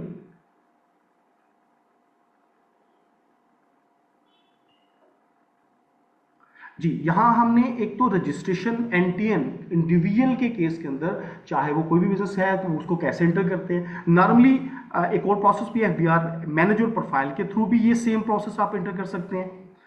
और कैसे आप अपने इनकम सोर्सेज इंटर करते हैं, आपके पास मैंने आपको पहले भी दिखाया कि आप मल्टीपल आप ओके करते हैं, आप अपने बिजनेसेस को आप इसी तरह से सेम आपने प्रोसेस देखा होगा कि ये भी वैसे ही एक्टिविटीज़ हैं कि अपना बिजनेस ऐड करते हैं। लेकिन जो प्रॉपर जो है जो प्रोसेस है वो बेसिकली उसी फॉर्म के तहत जो हम कर रहे होते थे। आप यहाँ पे भी एड्रेसेस वगैरह एंटर करते हैं, यूटिलिटी कनेक्शंस हैं, आप अपना bank account, the same process आप देखेंगे कि आपको सेम प्रोसेस के तहत जिस तरह से हम जो है फॉर्म 181 जो है रजिस्ट्रेशन के प्रोसेस को कर रहे थे, तो ये भी एक प्रोसेस है जिसके जरिए हम जो है इंडिविजुअल को रजिस्टर कर सकते हैं। देखिए यहाँ पे लीगल रिप्रेजेंटेटिव की बात कर रहा है, आप में से कितने लोग जानते हैं कि लीगल रिप्रेजेंटेटिव और ऑथराइज रिप्रेजेंटेटिव कौन होता है?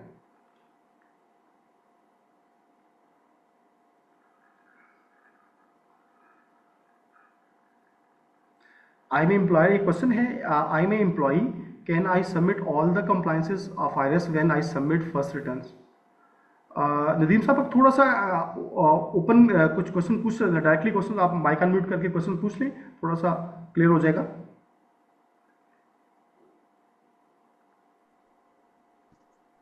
अस्सलाम वालेकुम सर। जी वालेकुम सलाम। सर कैसे हैं आप? ठीक ठाक हैं? जी अल्हम्दुलिल्लाह, मैं पहले से आप सर ये पूछना चाह रहा था कि जैसे ये क्या कि मेरी टैक्सेबल सैलरी है 50,000 से अबव, ठीक है, ओके। और मैं टाइम ये कि टैक्स रिटर्न सबमिट करने जा रहा हूँ, तो मुझे ये सारी चीज़ें फिलअप करनी पड़ेगी जो अभी आपने ये कि इंडिविजुअल के तौर पर सारी रजिस्ट्रेशन करवाई है, इन सारी चीज़ों से मुझे गुजरना पड़ेगा, तब जाके मैं अपना रिटर्न सबमिट कर पाऊंगा? देखिए ये इंडिविजुअल वो केसेस हैं, देखिए कुछ इन्फॉर्मेशन एफबीआर के साथ आप अपडेट तो करते हैं, ठीक है। यहाँ पे जो इंपॉर्टेंट है नॉर्मली बिजनेस के केसेस के अंदर नॉर्मली अगर आप सैलरीड पर्सन है तो अगर आप इसमें से लिमिटेड सी इन्फॉर्मेशन भी अपडेट कर देते हैं। सपोज आप कहते हैं कि मेरा रिटर्न कोई और पर्सन भरेगा, यहाँ पे देखिए इन्फॉर्मेशन कैसे दे आपकी इन्फॉर्मेशन का मतलब है, सपोज मैं आपको बताता हूँ, आप इनिशियल जब रजिस्टर्ड हो जाते हैं तो आप को कुछ चीज़ों की अपडेशन की जरूरत पड़ती है। हमने ये देखा कि किस चीज़ की जरूरत पड़ती है, आपको अपना सेल नंबर सपोज आपके किसी और के नाम से था तो आपने रजिस्टर किया, आप चेंज करना चाह रहे हैं तो वो चेंज कर सकते हैं, आप ईमेल यहाँ से चेंज कर सकते हैं, तो ये आपके अपने पर्सपेक्टिव से बेहतर होता है। समटाइम आपने पहले किसी लॉयर से चेंजेस करवाई या आपने कोई कंसल्टेंट था तो वो उसके पास जो नंबर था उसके या ईमेल उसी की लगी हुई थी, तो आप क्या करेंगे यहाँ पे चेंज कर देंगे। देखिए 100% तो नहीं है, आप अपनी जितनी एक्टिविटी है उसके हिसाब से इंटर करेंगे। Okay sir. ठीक है, जब हम टैक्स रिटर्न फाइल करेंगे तो नॉर्मली इसको बहुत से बेहतर तरीके से भी सीख लेंगे। ठीक है, थैंक यू। बाकी जो इन्फॉर्मेशन जो आप यहाँ पे एंटर कर रहे हैं तो ये इस लिमिटेड टू द अगर आपको बिजनेस नॉर्मली ये मैं रजिस्ट्रेशन इसलिए कर रहा हूँ कि समटाइम जो इंडिविजुअल है, कोई बिजनेसमैन है, कोई स्टोर कीपर है या उसका कोई मेडिकल स्टोर है या उसका स्मॉल बिजनेस है जो सिंगल बिजनेस को मैनेज कर रहा है, उसे रिक्वायरमेंट कब पड़ती है, उसे बैंक अकाउंट डिटेल्स की जरूरत पड़ती है। तो वो क्या करता है, अपने बिजनेस को अपने एनटीएन के अगेंस्ट रजिस्टर कर लेता है। जैसे मैंने आपको ये अभी रिसेंटली दिखाई कि वो रजिस्टर करता है, उसका नाम शो होता है, उसकी बेसिस पे बैंक उसको ऑथराइज कर देता है कि वो अपना बैंक अकाउंट ओपन कर सकता है। ठीक हो गया? Okay sir, thank you. जी जी।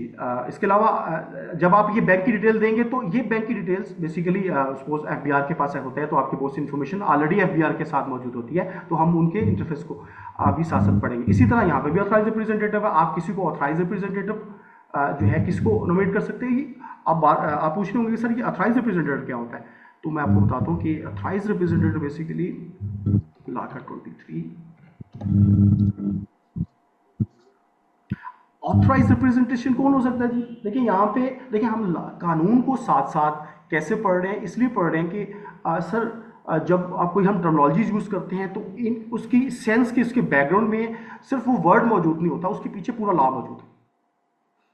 तो क्या है, तो relative of the tax payer, authorise representative आपका क्या, आप किसी, और सर रिलेटिव कौन होता है, ये भी बेसिकली हम जब आप डिटेल से कुछ रिक्वायरमेंट्स आएंगे तो हम साथ साथ पढ़ेंगे। ये कोर्स 4 मंथ का कोर्स है, इसके अंदर हम कोशिश करेंगे हम इसके मैक्सिमम एस्पेक्ट को डिटेल के साथ काउंट पढ़ें, हम लॉ के साथ मिला के पढ़ें। देखिए जनरली परसेप्शन ये होती है कि हम जनरल प्रैक्टिस से, नॉर्मली जो भी लॉयर है या कंसल्टेंट है वो प्रैक्टिस कर रहा है इन लॉज की बेसिस पे, तो नॉर्मली लॉ आपको बार बार रेफरेंस देने का पर्पज ये होता है। सब कुछ लोगों को ये इररेलेवेंट लगेगा, इररेलेवेंट इन ए सेंस के सर तो ये तो बात लंबी हो गई, लेकिन क्योंकि ये चीज़ लॉज के अंदर लिखी है, हम कोई भी प्रैक्टिस अपने खुद से आज ऐसा करके नहीं कर सकते, क्योंकि डर है कि आपको नोटिस भी आएंगे, वो हम चीज़ें बाद में पढ़ेंगे। Current full time employee of the employ, तो रिप्रेजेंटेशन की बात कर रहे थे तो ऑथराइज्ड रिप्रेजेंटेटिव ये हो सकता है। इसके अलावा जी कौन हो सकता है, any officer of schedule bank. अब शेड्यूल बैंक का शेड्यूल बैंक है जिसे जो है स्टेट बैंक ऑफ पाकिस्तान की रेगुलेशन के अंदर आता है, या उनको जो है रेगुलेशन को क्वाद ज़ाबत के अंदर जो बैंक है, तो वो इसकी डिटेल पे जाने की जरूरत नहीं है। कोई लीगल प्रैक्टिशनर है, एन अकाउंटेंट है। अब अकाउंटेंट की डेफिनेशन भी यहाँ लिमिटेड नहीं होती कि अकाउंटेंट कौन हो सकता है। एन इनकम टैक्स प्रैक्टिशनर, अब हम अकाउंटेंट की डेफिनेशन पे जाएं तो यहाँ पे अगर हम नीचे इस पे आ जाएं तो अकाउंटेंट क्या हो सकता है, कोई चार्टर्ड अकाउंटेंट है, कोई कॉस्ट एंड मैनेजमेंट अकाउंटेंट है।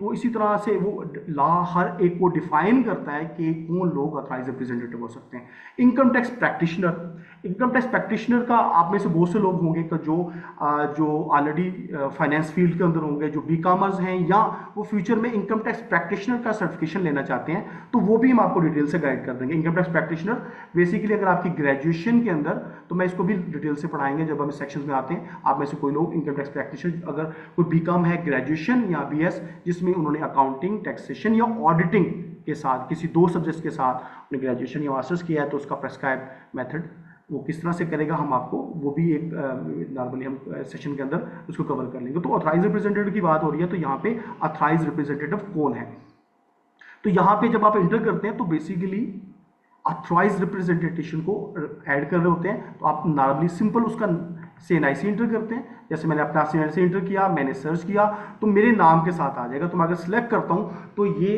रिप्रेजेंटेटिव अटैच हो जाएगा। तो ये मतलब ये पर्सन मुझे ऑथराइज कर रहा है कि मैं इसकी रिटर्न फाइल कर सकता हूँ। अभी आप क्वेश्चन पूछ रहे थे सर ये मुझे खुद करना होगा। जैसे अगर आप लॉयर हैं या आपके कंसल्टेंट है, तो आप अपने किसी लॉयर को ऑथराइज करेंगे तो बेसिकली वो आपके बिहाफ पे ये एक्टिविटीज को कर सकता है। इसके अलावा एम्प्लॉयर, आप अपने एम्प्लॉयर, अब आप बात करते हैं कि सर हमें ये क्या ऐड करना पड़ेगा।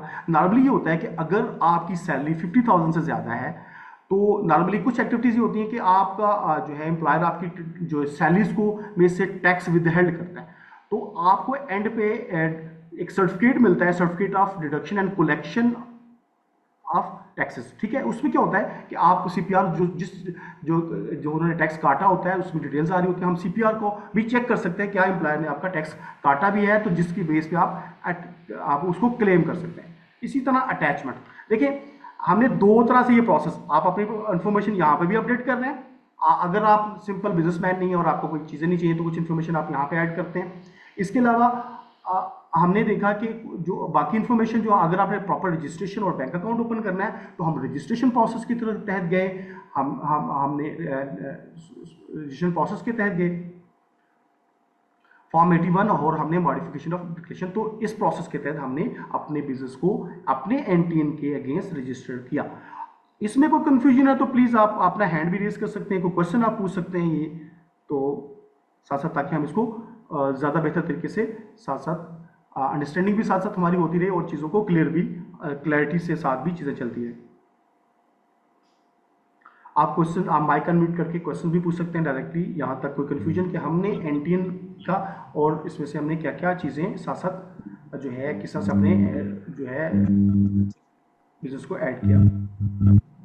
हेलो जी जी सर, ऐसा है कि जैसे आपने एक इंडिविजुअल बिजनेस रजिस्टर्ड करवाया, ठीक है, और बाद में अगर ये कि चेंजेस करनी होगी तो हमें ये कि फिर ये किस प्रोसेस के थ्रू गुजरना होगा रजिस्ट्रेशन में? कुछ सर देखिए, यहीं पे आप देखिए कुछ चीज़ें जो इन्फॉर्मेशन है आप यहीं पर अपडेट कर सकते हैं। अगर आप इसको बिजनेस को देखें, हमने एक बिजनेस को ऐड किया, आप यहाँ पे जाके उस बिजनेस को अगर आप यहाँ से इन्फॉर्मेशन को अपडेट करना चाहते हैं, आप उस बिजनेस को डिलीट करना चाहते हैं, तो वो आप कुछ इन्फॉर्मेशन अपडेट भी कर सकते हैं। और यही और कुछ चीज़ों को अगर आप अपडेट करना चाहें तो देखें, जैसे मैंने आपको कहा कि अपना ईमेल है, आप अपना सीएनएससी नंबर है, सीएनएससी सेल नंबर है, आप अपडेट करना चाहें तो जो कुछ इन्फॉर्मेशन देखिए जहाँ पे एडिट का ऑप्शन दे रहा है वो आपको एडिट करने के ऑप्शन दे रहा है। हाँ, अगर आपका कोई और ऑप्शन है तो कुछ केसेस के अंदर आपको आरटीओ विजिट करना पड़ेगा। अगर आपने पहले लेक्चर लिया तो हमने सोल प्रोवाइडर की हमने एनटीएन की जो बेसिकली रजिस्ट्रेशन का प्रोसेस सीखा था। आप में से जिस लोगों को अगर वो रजिस्ट्रेशन का प्रोसेस जो है वो अगर आप लोग क्लास मिस किए तो आपको वो डिटेल्स शायद साथ शेयर कर देंगे। Okay sir. जी अच्छा, इसके अलावा आप में से हम इनमें से जो बाकी पॉसिबल ऑप्शंस क्या क्या यूज़ कर सकते हैं, मैं आपको दोबारा से कुछ और चीज़ें डिटेल से बताता हूँ कि आप अपना प्रोफाइल, अपना पासवर्ड चेंज कर सकते हैं। आप में से कितने लोगों को पासवर्ड चेंज, अगर आपको लास्ट पासवर्ड याद है, आप अपना ओल्ड पासवर्ड एंटर करते हैं, आप न्यू पासवर्ड एंटर करते हैं और कंफर्म करते हैं, तो आप अपने पासवर्ड को रीसेट भी कर सकते हैं। जिस तरह से अभी हमने ऑप्शन आ रहा है कि एफबीआर हर 60 डेज के बाद आपको अपने एफबीआर अपनी चीज़ों को अपडेट करना होगा, ठीक है। तो आप यहाँ पे आप अपने पासवर्ड को अपडेट कर सकते हैं। कैसे? ये प्रोफाइल के ऑप्शन पे ड्रॉप डाउन आ रहा है, आप चेंज पासवर्ड करते हैं। चेंज पिन, आप चेंज पिन का मतलब बेसिकली चेंज पिन एक आपका डिजिटल सिग्नेचर होता है, यानी कि आप डिजिटली ऑथराइज कर रहे हैं, आप जिसको सपोज पिन है या ये भी आप चेंज कर सकते हैं, लेकिन इसके ऊपर इतनी जो है कंपल्शंस नहीं है, स्ट्रेट फॉरवर्ड से है कि आप इसको चेंज कर सकते हैं। इसके अलावा आप सर्टिफिकेट्स वगैरह, आपकी रजिस्ट्रेशन का जो सर्टिफिकेट है अगर आप डाउनलोड करना चाहें तो ऑप्शन के तौर पे आपके पास ये डाउनलोड में आ जाता है। आप देख सकते हैं कि मैंने इसको डाउनलोड किया तो आपके पास आपका टैक्स पेयर का रजिस्ट्रेशन का सर्टिफिकेट जो आपके पास आ जाएगा, यहाँ से आप डाउनलोड भी कर सकते हैं। जी, इसके अलावा कोई और चीज़ आप जो है कंप्लेंट्स वगैरह है, बाकी ये जो इंटरफेस है बेसिकली आपको तमाम तरह की जो एक्सेस है एफबीआर आपको, हमने पहले से लेक्चर में ये पढ़ा भी कि एफबीआर आपको किस तरह से एक्सेस देता है, एफबीआर के पास आपकी कौन सी मालूमात मौजूद होती हैं। एफबीआर के पास अगर हम मालूमात के सेक्शन में जाएं तो आप कोई भी एक्टिविटी करते हैं, चाहे आपने पेमेंट विदहेल्ड की, आपकी पेमेंट विदहेल्ड हुई किस सेक्शन के तहत, आपने कोई बिल पे किए, आपका डिविडेंड या यूटिलिटी बिल है, तो आप यहाँ पे इसको डाउनलोड कर सकते हैं। इसको पीडीएफ में या एक्सेल के अंदर भी डाउनलोड कर सकते हैं। इसके अलावा देखें, इनकी कोई प्रॉपर्टीज़ बाय करेंगे तो वो भी एक्टिविटी या पेमेंट विदहेल्ड है, तो ये बेसिकली एफबीआर के पास आपकी तमाम मालूमात पहले से भी मौजूद होती हैं। तो ये चीज़ें का एक सेक्शन भी आपके एफबीआर के पास आपके पास क्या क्या डाटा मौजूद है, तो यहाँ से भी आप चेक कर सकते हैं। इसके अलावा आप एफबीआर के साथ अपनी इंफॉर्मेशन को कैसे चेक कर सकते हैं, एमआईएस, अगर ये लॉस इसके जो मेगा मेन्यू है इसके लॉस ऑप्शन एमआईएस में अगर जाएँ, इंफॉर्मेशन सेंटर के अंदर जब आप क्लिक करते हैं तो यहाँ पे आपकी पेमेंट डिटेल्स के अंदर आप टाइम सेलेक्ट करें। सपोज आप 2024 के अंदर जो भी थी तो वो तमाम एक्टिविटी जो आपने की, आपने और आपका जो कितना टैक्स कटा, किस मंथ में टैक्स का मंथ, उसका ईयर कौन सा था, आपको वो तमाम डिटेल यहाँ से अगर आप मेंशन करें तो यहाँ पर क्लिक करेंगे तो एक्सेल की ऑप्शन आ रहा है, तो यहाँ पे आप डाउनलोड भी कर सकते हैं। आप पीरियड भी, पेड अमाउंट, इसको आप मल्टीपल सिलेक्शन में भी चेक कर सकते हैं। अगर किसी स्पेसिफिक डेट के अंदर कोई एक्टिविटीज़ हुई तो क्या एफबीआर के पास ये मालूमात मौजूद थी, तो भी आप ये स्पेसिफिकली डाउन कर सकते हैं। यहाँ पर आप क्लिक करेंगे तो ये तमाम डाटा आपके पास डाउनलोड हो जाएगा। तो देखना ये कि एफबीआर के पास आपकी इन्फॉर्मेशन क्या मौजूद है, और आपने तो एफबीआर के पास ही मालूमात के सेक्शन में आप ये चीज़ें कवर कर सकते हैं। ओके, तो इसके बाद हम दोबारा से उसी सेक्शन में चलते हैं, हम आगे कंटिन्यू करते हैं।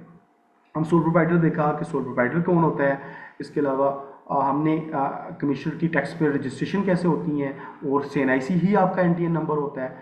हमने देखा कि फाइलर क्या होता है, हमने फाइलर देखा जो विद इन ड्यू डेट के अंदर अपना टैक्स रिटर्न फाइल करता है। विद इन ड्यू डेट का मतलब है कि हमने वो भी पढ़ा कि ड्यू डेट्स कौन सी हैं, हमने तमाम ड्यू डेट्स को पढ़ लिया कि ड्यू डेट्स के हैं। अगर सर ये टैक्स, इसके साथ टैक्स ईयर भी जुड़ा हुआ है, टैक्स ईयर कितना 12 मंथ्स का होता है एंडिंग ऑन 30 जून, और नॉर्मल टैक्स ईयर्स जो है वो सबके लिए यही, और फाइनेंशियल ईयर्स कैसे हम कैलकुलेट करते हैं, जो भी सालान नॉर्मल जो ईयर होता है वो 1 जनवरी से हम देखते हैं 30 जून तक होता है, 30 दिसंबर तक, लेकिन फाइनेंशियल ईयर जो है वो नॉर्मली 1 जुलाई से 30 जून तक होता है। और जिस साल के एंड पे जिस जून के साथ अगर जो ईयर काउंट होगा तो वही आपका टैक्स ईयर कहलाएगा। यहाँ अगर आपको कोई कन्फ्यूजन है तो आप प्लीज पूछ सकते हैं। हमने ये भी पढ़ा कि अब नॉर्मल टैक्स ईयर्स क्या होता है। Normal tax year normally individual UP के केसेस में 30 सितंबर डेट है, अनलेस के एफबीआर आपकी डेट को एक्सटेंड कर दे। अगर एक्सटेंड कर देता है तो भी वही एक्सटेंडेड टाइम जो है वो आपका बेसिकली क्या नॉर्मल टैक्स उसी के अंदर फाइल कर देते हो तो वो नॉर्मल टैक्स ईयर्स के टाइम के अंदर ही आएगा। अगर खुद से भी टैक्स एक्सटेंशन फाइल कर देते हैं वो भी हमने सीखा। इसके अलावा अगर कंपनीज के केसेस में 31 दिसंबर जो ड्यू डेट होती है, इसके अलावा हमने कैन आई एक्सटेंशन फाइल कर सकते हैं? जी बिल्कुल, अगर आप एक्सटेंशन फाइल कर सकते हैं। इसके अलावा एक्सटेंशन की ड्यू डेट जो है वो एक्सटेंशन खुद से फाइल करते हैं या एफबीआर आपको अलाउ करता है, तो दोनों केसेस में एक्सटेंशन डेट के अंदर आप अगर टैक्स रिटर्न फाइल करते हैं तो वो आपका विद इन ड्यू डेट के अंदर ही टैक्स फाइलिंग काउंट होगा। जी, तो यहाँ आपको कोई कंफ्यूजन। अच्छा, इसके बाद हमारा कंसेप्ट है लेट फाइलर का। लेट फाइलर क्या होता है सर? आप में से कोई जानता है कि लेट फाइलर का कौन होता है? आप में से कोई जवाब देना चाहे?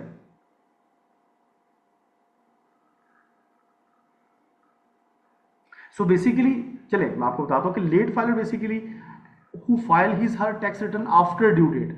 सर आफ्टर ड्यू डेट देखिए यहां पे दोबारा कंसेप्ट है। ड्यू डेट का मतलब है अगर आपकी जो ड्यू डेट है वो, मैं आपको थोड़ा सा एक्सप्लेन कर देता हूं कि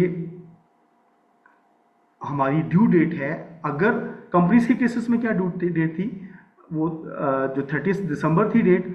मैं आपको थोड़ा सा एग्जांपल में देता हूं।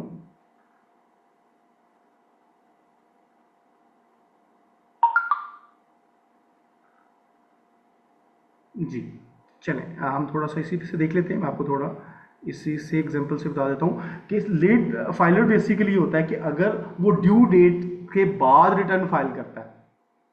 ड्यू डेट क्या होती है वो हमने मेंशन कर लिया। अगर वो ड्यू डेट के अंदर फाइल नहीं करता तो income tax ordinance 128 return not file within due date, तो एफबीआर आप पे पेनल्टीज इंपोज करता है। पेनल्टीज की बात करते हैं तो सर ये किस सेक्शन में बताया कि सर इनकम टैक्स ऑर्डिनेंस की जो है ये 182A के तहत है। तो सर वो हमें दिखाएं कैसे है, तो हम देखते हैं।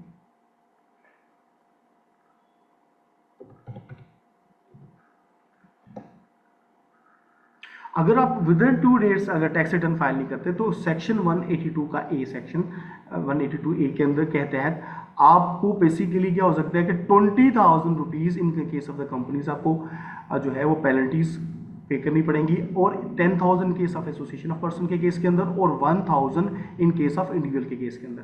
तो यहाँ पे ये चीज़ देखिएगा कि अगर एफबीआर जो है कहता है कि अगर आप ड्यू डेट में ये काम नहीं करते तो नॉर्मली आपको ये पेनल्टीज पे करनी पड़ेंगी। देखिए एफबीआर जो है वो टैक्स कलेक्शन के लिए वो आपको डराता भी है, आपको धमकाता भी है। आपको फाइलिंग अगर फाइलर हैं तो आप टैक्सेस अदा करते हैं, लेकिन इसके कुछ फवायद भी है। नॉन फाइलर बेसिकली जो टैक्स अपने आपको रजिस्टर्ड नहीं करता। देखिए इन सब में अगर हम खुद से सेंस करें तो नॉन फाइलर बेसिकली सबसे बेहतर ही वो इन सेंस ये रहता है कि अगर वो तो उसके ऊपर पेनल्टीज जब तक वो उसको जो एफबीआर कंपलसरी कमिश्नर उसको कंपलसरी बाउंड नहीं करता कि वो रजिस्टर्ड हो जाए, तो नॉन फाइलर बेसिकली कोई ज़रूरत नहीं होती कि वो जो है वो सी पेनल्टी से भी बचा होता है। लेकिन वंस अगर वो आपने एक दफ़ा फाइलर बन गए, लेकिन सम केसेस के अंदर क्योंकि आपको कुछ ऐसी बिजनेस एक्टिविटीज़ करनी होती हैं, जैसे आप प्रॉपर्टी बाय करते हैं, आप बैंक से कोई प्रॉफिट लेते हैं, बैंक प्रॉफिट ऑन डेट, आप कोई प्राइस बॉन्ड विन करते हैं, या आप एम्प्लॉई हैं और आपकी सैलरी 50,000 से ज़्यादा है, तो क्या होता है एफबीआर के पास वो एक्टिविटीज़ जो होती हैं, एम्प्लॉयर आपका टैक्स विदहेल्ड करेगा और जो डिटेल्स अपडेट होंगी तो एफबीआर आपको कंपलसरी रजिस्टर कर देगा। तो उस केस के अंदर हमने पढ़ा था लास्ट अगर क्लास के अंदर, अगर आप थोड़ा सा देखें तो हमने ई इनरोलमेंट का कंसेप्ट था। दोबारा से रिपीट कर देता हूँ, थोड़ा सा बता देता हूँ कि ई इनरोलमेंट उस केस के अंदर होता है कि अगर आप कोई बिजनेस एक्टिविटी ऐसी करते हैं जिसमें, मैं ओपन कर देता हूँ कि आपकी सैलरी 50,000 से ज़्यादा है, आपका जो आपने कोई प्रॉपर्टी बाय की उस पर आपने आपका टैक्स अदा किया, इसके अलावा कोई इमूवेबल प्रॉपर्टी कोई कार व्हीकल बाय की, आपको बैंक ने कोई प्रॉफिट दिया, इसके अलावा कोई ऐसी एक्टिविटीज़ जो डिविडेंड आपके को टैक्स रिजल्ट हुआ, तो उस केस के अंदर कमिश्नर के पास पावर है कि वो आपको रजिस्टर कर सके। तो मैं ये सेक्शन आपको दिखा देता हूँ। इस केस के अंदर सिंपल आपको ई इनरोलमेंट से NIC और आप अपना सर्विस प्रोवाइडर नंबर इंटर करते हैं, आप अपना ईमेल इंटर करते हैं। जब आप इंटर करते हैं तो दो ऑप्शंस आपके पास आ रहे होते हैं और दोनों ऑप्शंस में आप इंटर करके आपकी रजिस्ट्रेशन कंप्लीट हो जाती है। अदरवाइज जब आपका डाटा इन्फॉर्मेशन मौजूद नहीं होता तो न्यू रजिस्ट्रेशन। इन दोनों में फर्क सिर्फ ये है कि अगर आईपीआर के पास आपकी इन्फॉर्मेशन मौजूद है तो आपकी इनरोलमेंट करनी पड़ेगी, और otherwise new registration. New registration का प्रोसेस हमने पढ़ा कि बेसिक इन्फॉर्मेशन क्या होती है। आप बेसिक इन्फॉर्मेशन आप ऐड करते हैं। मैं हल्का सा टच दे देता हूँ कि आपकी जो स्टैटिक्स हैं ये आपके कंपल्सरी फील्ड्स हैं। आप प्रीफिक्स ऐड करते हैं कि आप डॉक्टर हैं, इंजीनियर हैं, वट मिस्टर मिसेस या डॉक्टर के साथ इंटर करते हैं, फर्स्ट नेम इंटर करते हैं। आप अपना लास्ट नेम देखिए, मिडिल के पास स्टैटिक नहीं है, अगर आप दो नाम के साथ भी इंटर करें तो ये चीज़ें जो है वो आपको कंटिन्यू करने देगा। इसके अलावा सर्विस प्रोवाइडर, आपका मोबाइल नंबर, किस कंपनी बेसिकली आपका सर्विस प्रोवाइडर कौन है, लेकिन जो आपका ये नंबर है वो आपके CNIC के अगेंस्ट रजिस्टर्ड होना चाहिए। इसके अलावा ईमेल कंफर्म करते हैं। यहाँ पर तक आपका बेसिक इन्फॉर्मेशन का सेक्शन था। एड्रेस की इन्फॉर्मेशन कैसे सिलेक्ट करते हैं, आप किस तरह की प्रॉपर्टी में रह रहे हैं, वो बेसिक आपको प्रॉपर्टी सिलेक्ट करते हैं। सपोज मैं रेजिडेंशियल एरिया के अंदर रह रहा हूँ, वो आपका हाउस है, कैंप है, एनीथिंग आप मेंशन करेंगे तो आप उसकी सिलेक्शन कर रहे थे। इसके अलावा इसकी मेजरमेंट यूनिट कितनी है, टोटल एरिया, आप एड्रेस एंटर करते हैं। ये सारी प्रोसेस हम पहले भी लर्न कर चुके हैं, लेकिन मैं एक क्विक ओवरव्यू दे रहा हूँ। इसके अलावा आपकी लोकेलिटी, यहाँ पे एक चीज़ मैंने लास्ट में भी बताई थी कि जुरिस्डिक्शन बड़ी इंपॉर्टेंट होती है। देखिए जब आप एंटिन बना रहे होते हैं रजिस्टर, सर ये एड्रेस हम कौन सा दें, तो नॉर्मली जो लोग सवाल कर रहे होते हैं कि सर हम CNIC का परमानेंट एड्रेस दें, या हम आप अगर टेनेंट हैं किसी और जगह जॉब की वजह से रीलोकेटेड हैं तो हम कौन सा एड्रेस दें, तो हम वो एड्रेस देंगे। आप कोई भी एड्रेस दे सकते हैं, आप जहाँ रह रहे हैं, आप अपने एज ए टेनेंट जहाँ पे रिहाइश पजीर क्या आपको, अगर आपका परमानेंट एड्रेस नहीं भी है तो वो एड्रेस आपको आप वो यूज़ कर सकते हैं। यहाँ पे सिटी सिलेक्शन बहुत इंपॉर्टेंट होती है। सपोज मैं इस्लामाबाद सेलेक्ट करता हूँ तो इसकी बुनियाद पे मेरे RTO की जो मेरी जुरिस्डिक्शन बनेगी। जुरिस्डिक्शन का मतलब है कि फ्यूचर के अंदर कोई मुझे अगर कोई नोटिस आते हैं तो मुझे अगर पर्सनल कैपेसिटी में जाना पड़ेगा तो मुझे उस RTO को रिपोर्ट करना पड़ेगा। तो इसलिए नॉर्मली ये होता है कि हम जब सिटी की सिलेक्शन कर रहे होते हैं तो नॉर्मली इसकी बुनियाद पे आपका RTO बन रहा होता है। तो RTO सर वो कैसे होता है, मैं आपको थोड़ा सा वो भी दिखा देता हूँ कि हम बेसिकली RTO के जो सेक्शंस हैं वो आपके किस तरह से। Find your regional tax office. देखिए ये पाकिस्तान के अंदर रीजनल टैक्स ऑफिस हैं, और ये टैक्स ऑफिस बेसिकली अगर आपने जो जुरिस्डिक्शन डिफाइन करती है तो जो करीब तरीन जो आपका लोकेशन होगी उसके अकॉर्डिंग, सपोज मुल्तान, तो आप अगर किसी उसके लोकेलिटी के अंदर आते हैं तो वो आपका टैक्स पे जो आपका RTO होगा वो मुल्तान बनेगा। और इस अगर आपका मुल्तान बनता है तो इन फ्यू केसेस के अंदर जहां आपकी रिक्वायरमेंट बनती है, आपको वहां सपोज आपका आप भूल जाते हैं, आपका पासवर्ड जो है और ईमेल, आपके लॉयर ने अपना पासवर्ड या कोई और मोबाइल नंबर या ईमेल यूज़ करके आपको लॉगिन बना दिया किसी वक्त के टाइम के ऊपर, तो अब आपको वो रिकवर नहीं हो रहा, आपका लॉयर आपको दे भी नहीं रहा, तो उस केस के अंदर आपको वहीं से आपको ये चीज़ें, क्योंकि आपको जाना पड़ेगा RTO के पास। और क्योंकि कुछ चीज़ें होती हैं, मैं आपको यहाँ पे एक्सप्लेन कर देता हूँ। चेंज ऑफ पर्सनल डिटेल, ये बेसिकली हमारी IBR की साइट के ऊपर अगर कुछ चीज़ें जो हैं IBR की साइट से आप डिटेल अपडेट कर सकते हैं, चेंज और पर्सनल डिटेल्स हैं। इसके अलावा कुछ इन्फॉर्मेशन जो है, change of information by visiting regarding RTO, ये मैंने आपको लास्ट टाइम भी थोड़ा सा अपडेट किया था कि अगर डिसकंटिन्यूशन ऑफ बिजनेस के सिलसिले में अगर आप jurisdiction of income tax return assessment, तो आपको जो है कुछ केसेस के अंदर वहाँ पे जाना पड़ेगा। अपडेटिंग ऑफ CNIC, तो ये एक केस है जहाँ पे आपको ये चीज़ें करनी पड़ेंगी। ठीक है, तो हम बेसिकली क्या कर रहे थे, हम इस फॉर्म के रजिस्ट्रेशन के प्रोसेस को अंडरस्टैंड कर रहे थे। तो हम यहाँ पे जुरिस्डिक्शन का केस था, तो यहाँ पे हम जुरिस्डिक्शन हम इसके अकॉर्डिंगली ही चूज करेंगे। तो यहाँ पे हम एंटर करते हैं तो हमारी रजिस्ट्रेशन का प्रोसेस कंप्लीट हो जाता है। यहाँ पे कोई कन्फ्यूजन, कोई सवाल हो तो प्लीज़ पूछिएगा। यहाँ जब हम लॉगिन कर लेते हैं तो हमारे पास हमारे ईमेल पे हमारे लॉगिन क्रेडेंशियल्स आ जाते हैं। लॉगिन क्रेडेंशियल्स का में आपके रजिस्टर जो है, सपोज आपका CNIC नंबर होता है, इसके अलावा आपका एक पिन आता है और आपका पासवर्ड होता है जो आप बाद में चेंज, आप उस क्रेडेंशियल को यूज़ करके यहाँ से लॉगिन करेंगे तो आप इस इंटरफेस पे लैंड कर जाएंगे। तो हम नॉर्मली ये एक प्रोसेस है जो एंटिटी रजिस्ट्रेशन की होती है, और इसके बाद आप इस प्लेटफॉर्म पे, इस पेज पे आ जाते हैं। इसके बारे में हमें कुछ इन्फॉर्मेशन हमने कुछ डिटेल से पढ़ा था। मैं इस सेक्शन को थोड़ा सा हल्का सा दोबारा से रिपीट कर देता हूँ, लेकिन कुछ चीज़ें हैं जो है हम थोड़ा सा अभी कंटिन्यू कर लेते हैं, तो फिर हम जो है फर्दर। तो हमने ये पढ़ा कि फाइलर कौन होता है, लेट फाइलर कौन होता है और नॉन फाइलर कौन होता है। यहाँ तो कोई क्वेश्चन हो फाइलर नॉन फाइलर के हवाले से और इसके बेसिकली कोई और क्वेश्चन इससे रिलेटेड हो तो प्लीज़ आप पूछिएगा।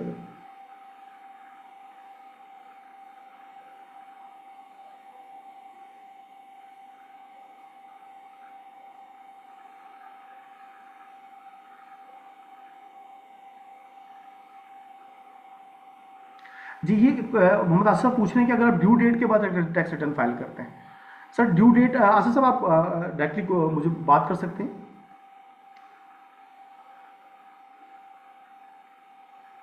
जी आसिफ साहब। तो ड्यू डेट के बाद हम करते हैं, वो लेट फाइलर तो वही होता है ना? सर ड्यू डेट का मतलब है लेट फाइलर, तो जी जी बेसिकली अगर अगर आप जो ड्यू डेट है और ड्यू डेट हमने पढ़ा, बिल्कुल वो लेट फाइलर होता है। इसके अलावा आपका क्वेश्चन कोई स्पेसिफिक चीज़ के बारे में था या एज ए होल थोड़ा सा एक्सप्लेन कीजिएगा ताकि मैं एज ए होल, मतलब ये लेट फाइलर के हवाले से। जी लेट फाइलर अगर आप ड्यू डेट्स के बाद फाइल करते हैं तो आप लेट फाइलर का कंसेप्ट है, तो आप लेट फाइलर होंगे। जी ठीक है सर, ठीक है, ठीक है। जी, इसके अलावा कोई चीज़, कोई और क्वेश्चन सर? जी अच्छा, अब हम आगे चलते हैं। बेसिकली अब देखें इस कंसेप्ट से हम पढ़ते हैं कि देखें यहाँ पे जब हमने देखा इस कंसेप्ट में हमने दो तीन चीज़ें देखी। फाइलर कौन होता है, ड्यू डेट्स कौन सी हैं, ड्यू डेट के बाद टैक्स ईयर्स। आप में से टैक्स ईयर्स का पता है कि हमारा टैक्स ईयर कौन सा होता है, ईओपी के लिए क्या टैक्स ईयर होगा, अगर वो एक्सटेंशन फाइल होता तो हमारी उस एक्सटेंशन के केस के अंदर जो है वो फाइलिंग क्या वो ड्यू डेट कंसिडर होगी। यहाँ पे सिर्फ सवाल ये है कि अगर एफबीआर सर आसिफ साहब अगर आपको जो है आपकी ड्यू डेट सपोज 30 सितंबर डेट थी, आपको एफबीआर एक्सटेंशन फाइल एक्सटेंशन दे देता है 1 मंथ एक्सटेंड कर देता है ऑटो पे, तो ऑटो पे वो सबके लिए एक्सटेंशन होगी, वो लेट फाइलर कंसिडर नहीं होगा। अब वो एक्सटेंड कर देता है, या आप खुद से लेट फाइलिंग, मैंने आपको बताया अगर आप खुद से भी एक्सटेंशन फाइल कर सकते हैं, तो अगर आप खुद से एक्सटेंशन फाइल करेंगे तो उस केस के अंदर भी आपका वो ड्यू डेट के अंदर ही काउंट होगा।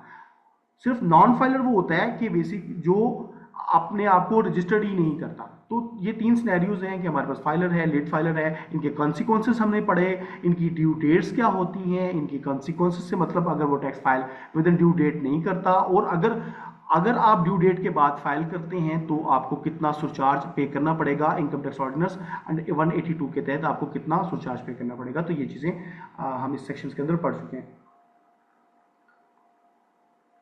जी एक और क्वेश्चन है,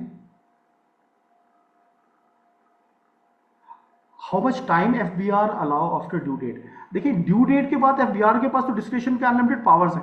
एफबीआर के पास तो पावर है कि वो नॉर्मली वो आपकी एक्सटेंशन 15 डेज से ज़्यादा नहीं देता आपको। वन गो में आपने देखा है सर, इस साल भी जो एसआरओ था उसमें एक्सटेंशन थी वो 15 डेज की थी। 15 डेज के बाद वो फर्दर 15 डेज को एक्सटेंड कर सकता है। और इसी तरह से अगर उसके पास वो समझता है कि बेसिकली एक टारगेट के साथ लिंक्ड होता है। एफबीआर क्या करता है कि अगर इनके पास रिक्वायर्ड नंबर ऑफ रिटर्न जो होती हैं या उनका जो टारगेट होता है वो अचीव कर लेते हैं, तो अगर उन्हें लगता है कि टोटल नंबर ऑफ फाइलर्स के अंदर से कितने परसेंटाइल जो है वो अपने रिटर्न फाइल कर चुके हैं, तो वो अगर उस लिमिट समझते हैं तो वो एक्सटेंशन को फाइल करता है। 15 डेज की नॉर्मल एक्सटेंशन देता है, अगर वो मंथ की भी एक्सटेंशन दे सकता है, नॉर्मल 15 डे की अलाउ करता है और बार बार रिपीट करता है। अगर रिपीटिशन के बाद जो लास्ट डेट तक वो एक्सटेंशन देता है वो भी विद इन ड्यू डेट ही कहलाती है। तो उसके डेट के अंदर अगर आप फाइल करते हैं तो आपको कंसिक्वेंसेस के तौर पर कोई सरचार्ज वगैरह पे नहीं करना पड़ता। जी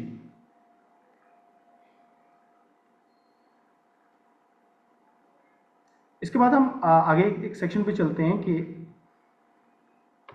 एक्टिव टैक्स पेयर लिस्ट की बात करते हैं। What is active tax payer list. अच्छा यहाँ पे सवाल ये है कि sir active tax payer list के अंदर कौन लोग शामिल होंगे। सर ये एक्टिव टैक्स पेयर लिस्ट है क्या चीज़, तो इसको हम थोड़ा सा लॉ के अकॉर्डिंग देखते हैं कि 181A सेक्शन 181A के, तो basically active tax payer list. Sir active tax payer list कौन होता है, तो ये लॉ के 181A के अंदर देखते हैं कि the board shall have the power to institute the active tax payer list. इसका क्या मतलब है? The active tax list shall be the regulated by as prescribe. Prescribe का मतलब है कि अगर जिस तरह से प्रेस्क्राइब का जब भी वर्ड होगा तो इसका मतलब है वो रूल्स, वो बता रहा है कि ये चीज़ रूल्स के अंदर मेंशन है। तो रूल्स कौन सा है, तो हम रूल्स को देख लेते हैं कि सर रूल्स के अंदर वो क्या क्या चीज़ मेंशन करना चाह रहा है। तो वो इनकम टैक्स ऑर्डिनेंस के जो रूल 81B के अंदर जो है वो मैं आपको रूल्स की बताता हूँ।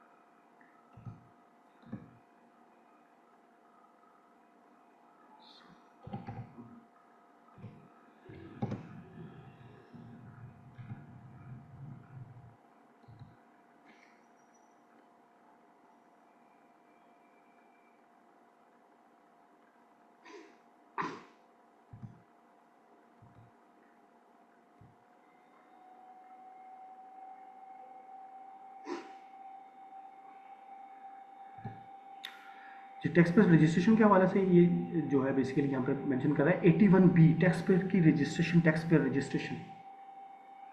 तो यहाँ पे वो क्या मेंशन कर रहा है कि tax payer, active tax payer list basically क्या होता है, दो चीज़ें पढ़ रहे हैं कि एक तो एक्टिव टैक्स पेयर लिस्ट होती क्या है सर, इसके अलावा इसमें कौन लोग शामिल हैं, एक्टिव टैक्स लिस्ट इसके अंदर कौन लोग शामिल होते हैं। तो इसको मैं थोड़ा सा एलेबोरेट करता हूँ कि active tax payer list basically क्या है कि इसमें किन लोगों को शामिल किया जाएगा कि जो लोग अपना tax within due date file कर लेते हैं। अभी आप सवाल यह कि सर क्या हम ड्यू डेट के बाद जो टैक्स रिटर्न फाइल कर देते हैं तो क्या तब भी वो एक्टिव टैक्स बेसिस के अंदर का? जी, अगर आप ड्यू डेट्स के बाद भी कर लेते हैं और सरचार्ज पे कर देते हैं तब भी आप एक्टिव टैक्स पेयर लिस्ट के अंदर आ जाएंगे। तो एक्टिव, सबसे पहले तो एक लिस्ट है, लिस्ट के अंदर कौन लोग शामिल होते हैं कि जो लोग अपने विद इन ड्यू डेट के अंदर टैक्स को फाइल करते हैं, और इसके अलावा अगर वो ड्यू डेट के बाद भी टैक्स फाइल करके सरचार्ज पे कर देते हैं तो ये वो एक्टिव टैक्स पेयर लिस्ट के अंदर आते हैं। तो सर ये एक्टिव टैक्स पेयर लिस्ट है क्या और कहाँ पे है, हमें मिलेगी? तो हम आपको, मैं थोड़ा सा आपको इसके सेक्शन के बता देता हूँ कि active tax payer list basically हमारे पास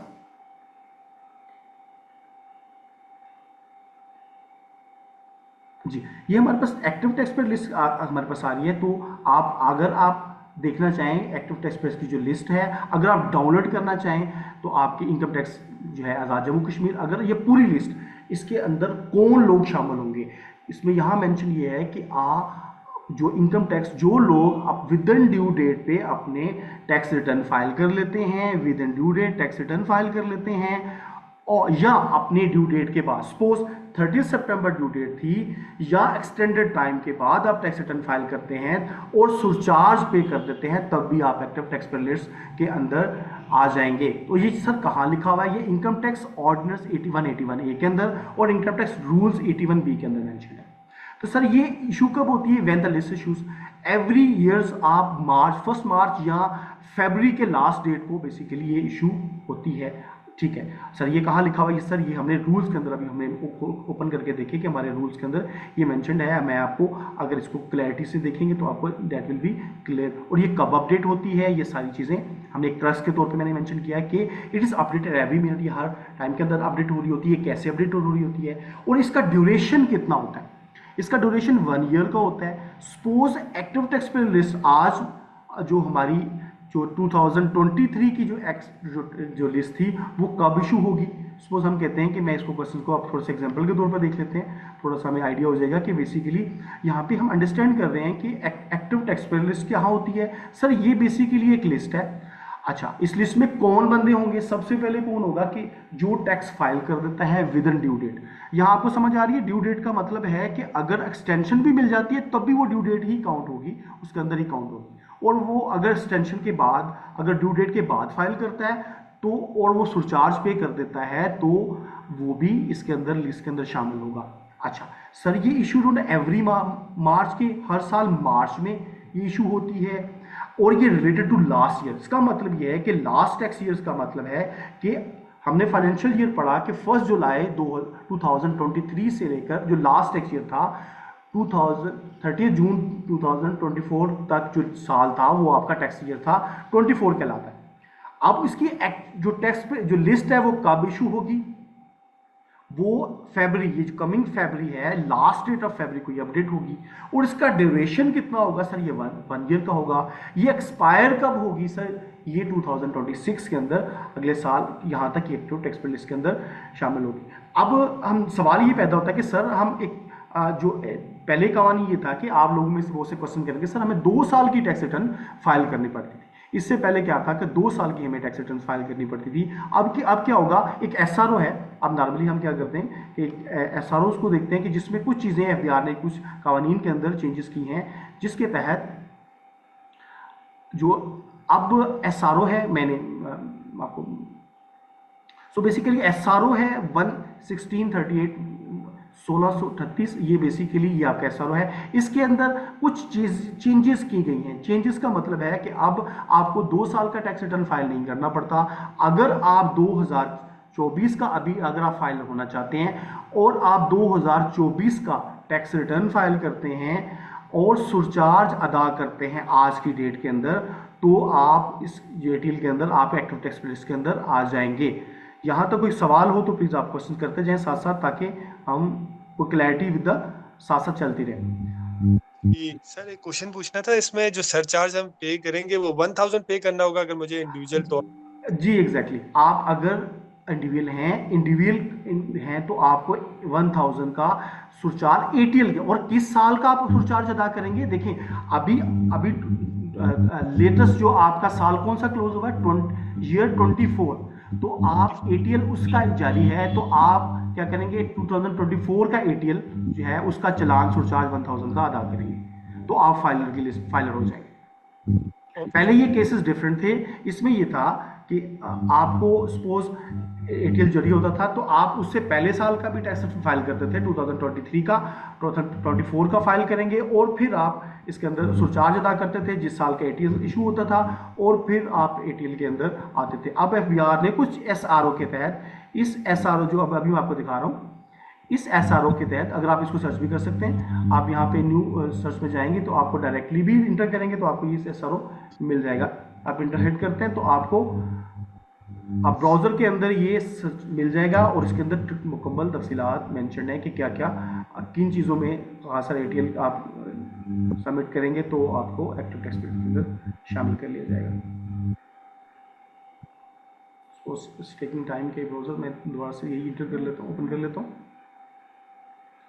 जी। इसके अलावा कोई क्वेश्चन हो तो आप प्लीज पूछते जाएं सर।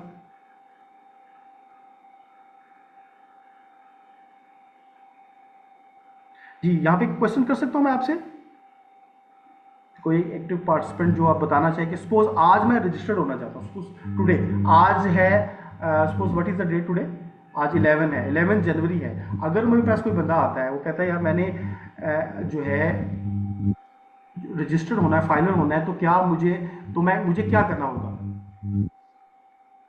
सर 2024 का रिटर्न सबमिट करना पड़ेगा आज की डेट में। जी सर, सबमिट करना पड़ेगा, और एटीएल भी 2024 का आपको जमा करवाना होगा, तो ही आप देखिए एटीएल में 2 चीजें मैंने मेंशन की, यहाँ पर कंडीशन देखिएगा। अगर आप देखिए आज आप ड्यू डेट के बाहर हैं, आज आपने ड्यू डेट के अंदर टैक्स रिटर्न फाइल नहीं किया, आज अगर आप टैक्स रिटर्न फाइल करते हैं तो 2024 का टैक्स रिटर्न फाइल करेंगे, और 2024 का एटीएल का जो 1000 का चलान पे करेंगे तो आप एटीएल के अंदर आ जाएंगे। ठीक हो गया जी। इसके अलावा यूजर के ये कि इसमें कोई अगर आ जाते हैं, ये जाती है या एओपी आ जाते हैं, ठीक है, मोर देन 1 ऑनर, तो 10,000 पे करना होगा जी। 10,000 पे करना। देखिए मैंने आपको अभी आपकी डिटेल्स बताई कि किन केसेस के अंदर किन को कितना सुरचार्ज भरना पड़ेगा, ये मैंने आपको मेंशन कर दिया। देखें और किन कवानीन के तहत भरना पड़ेगा,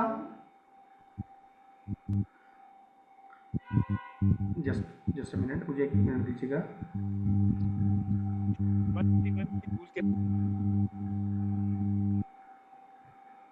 जी देखें, लेट फाइलर है, लेट फाइलर इंडिविजुअल के केस में, आपको ये स्लाइड नजर आ रही है, लेट फाइलर के केस में इंडिविजुअल है वो 1000 पे करेगा।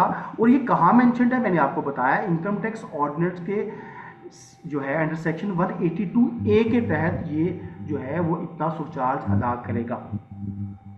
और हमने ये भी पढ़ा कि अगर वो अदा नहीं करता तो एफबीआर जो है वो 114 बी के तहत आपको क्या क्या पेनल्टीज इंपोज कर सकता है, आपकी सिम ब्लॉक कर सकता है, आपके आपके जो है आपकी यूटिलिटी जो कनेक्शंस हैं वो डिसकंटिन्यू कर सकता है, आपकी इंटरनेशनल ट्रैवलिंग पे। और अभी जो हम जो कमिंग क्लासेस के अंदर कुछ डिटेल्स आपके साथ मैं शेयर करूंगा, जो कुछ चीज़ें हम मेंशन करेंगे कि एफबीआर आप इवन के फाइलर नॉन फाइलर को फर्दर आपकी बैंक अकाउंट से रिलेटेड आप वो भी सस्पेंड कर सकता है, आपके बैंक अकाउंट्स आपकी और मल्टीपल एक्टिविटीज को भी रिस्ट्रिक्ट कर सकता है।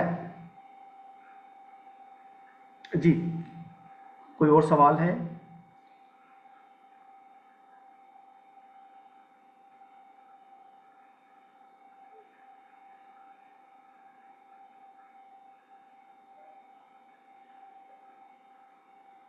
जी, कोई और सवाल पूछना चाहेंगे?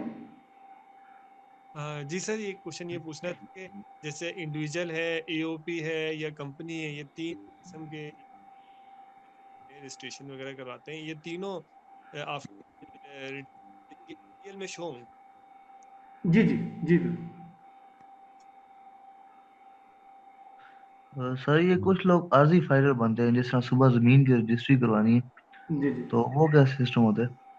सर, वो आरजी फाइलर देखें, आपने एक दफ़ा आपने रजिस्ट्रेशन कर ली, बात याद रखिएगा, फाइलर अगर आप एक दफ़ा फाइलर बनते हैं तो एफबीआर कहता है कि आप देखिए, मैंने आपको बताया वो आरजी फाइलिंग का कंसेप्ट था, उसके बाद एफबीआर आपको नोटिस भेजता है। अब एफबीआर वक्ती तौर पे आपको कहीं इन्फोर्स नहीं करता जब तक आप अपने इस पोर्टल पे लॉगिन नहीं होता कि आप कितने नोटिस आए। अब एफबीआर फ्यूचर के अंदर आपको आपकी जो है आपकी एक्टिविटीज़, अगर आपने उस एक्टिविटीज़ की हैं तो मैं आपको बताया कि वो आपके यूजर्स को बंद कर सकता है, आपके सिम्स को ब्लॉक कर सकता है, मोबाइल को ब्लॉक कर सकता है। तो टेम्प्रेरी का कंसेप्ट जो था वो किसी फिल वक्ती था, लोग अपनी प्रॉपर्टीज़ को सेल करने परचेज करने के हवाले से फाइलर बनते थे और उसके बाद वो फाइलिंग नहीं करते थे। लेकिन अब एफबीआर उनको रिस्ट्रिक्ट कर सकता है कि वो फाइलिंग करें। आप वो कुछ डिफरेंट पेनल्टीज़ की शक्ल में या डायरेक्टली आपको आपके घर पे नोटिस भी भेज सकता है इन फ्यूचर कमिंग डेज के अंदर।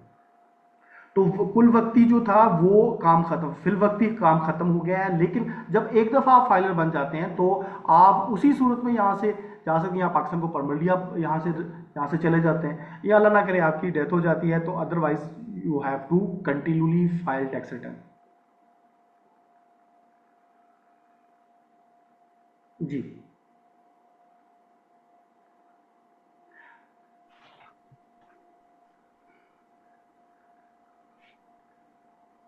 कोई और और सर सवाल? एक और कंसेप्ट चलता है हमारे पास के नील फाइलिंग का।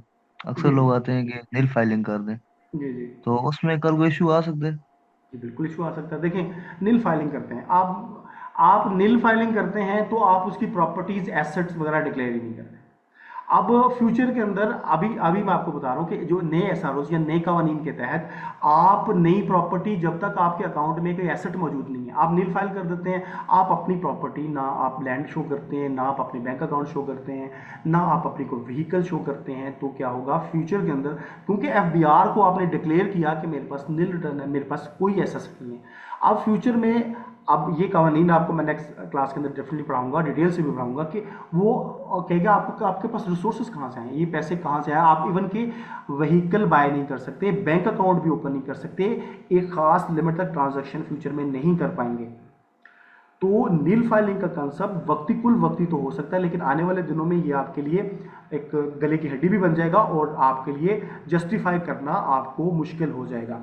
सपोज आपके अकाउंट में मिलियंस ऑफ रुपीज़ हैं, या आपके पास पर्सनल पैसे कैश की शक्ल में पड़े हैं, या आपके पास एनिमल की शक्ल में है, या किसी और फॉर्म में आपके पास पैसे, आपके पास एसेट मौजूद है, आप डिक्लेयर नहीं करते, तो फ्यूचर में कोई ट्रांजैक्शन करते हैं तो आपको वो कैसे शो करेंगे, ये आपके लिए बहुत सा ये मसाइल कॉम्प्लिकेटेड हो जाएंगे और ये चीज़ें आपको बाद में तंग भी करेंगी।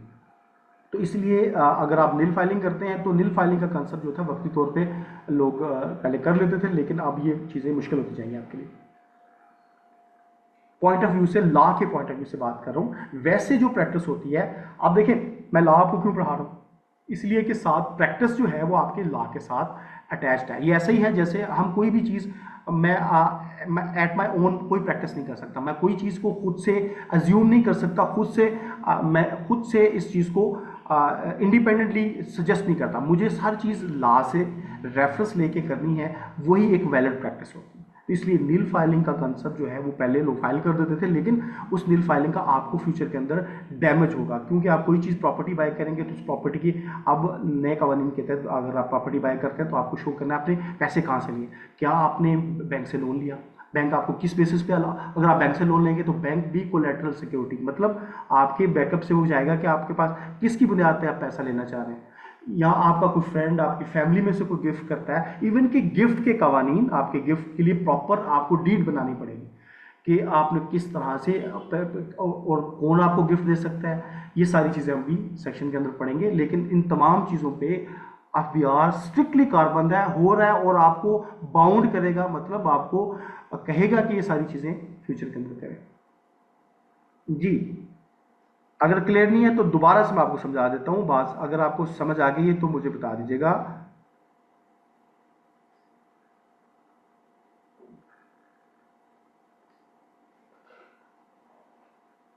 जी, आवाज आ रही है आपको?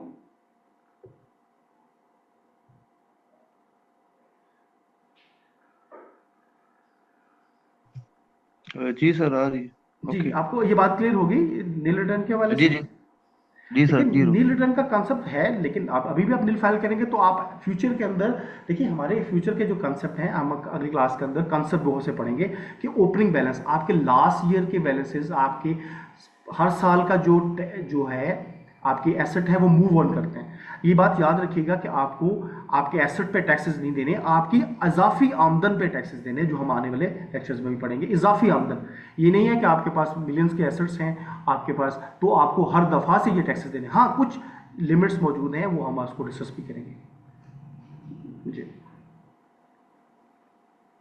इसके अलावा हम ये सेशन आज क्लोज करते हैं यहीं पे। हमारे पास ये हमने आज इसको ओवरव्यू हमने पढ़ा कि हम टैक्स ईयर्स क्या होता है, टैक्स ईयर्स के अंदर फाइलर नॉन फाइलर के कंसेप्ट हमने पढ़े, एटीएल क्या होता है, टैक्स ईयर का हमने कुछ पढ़ा।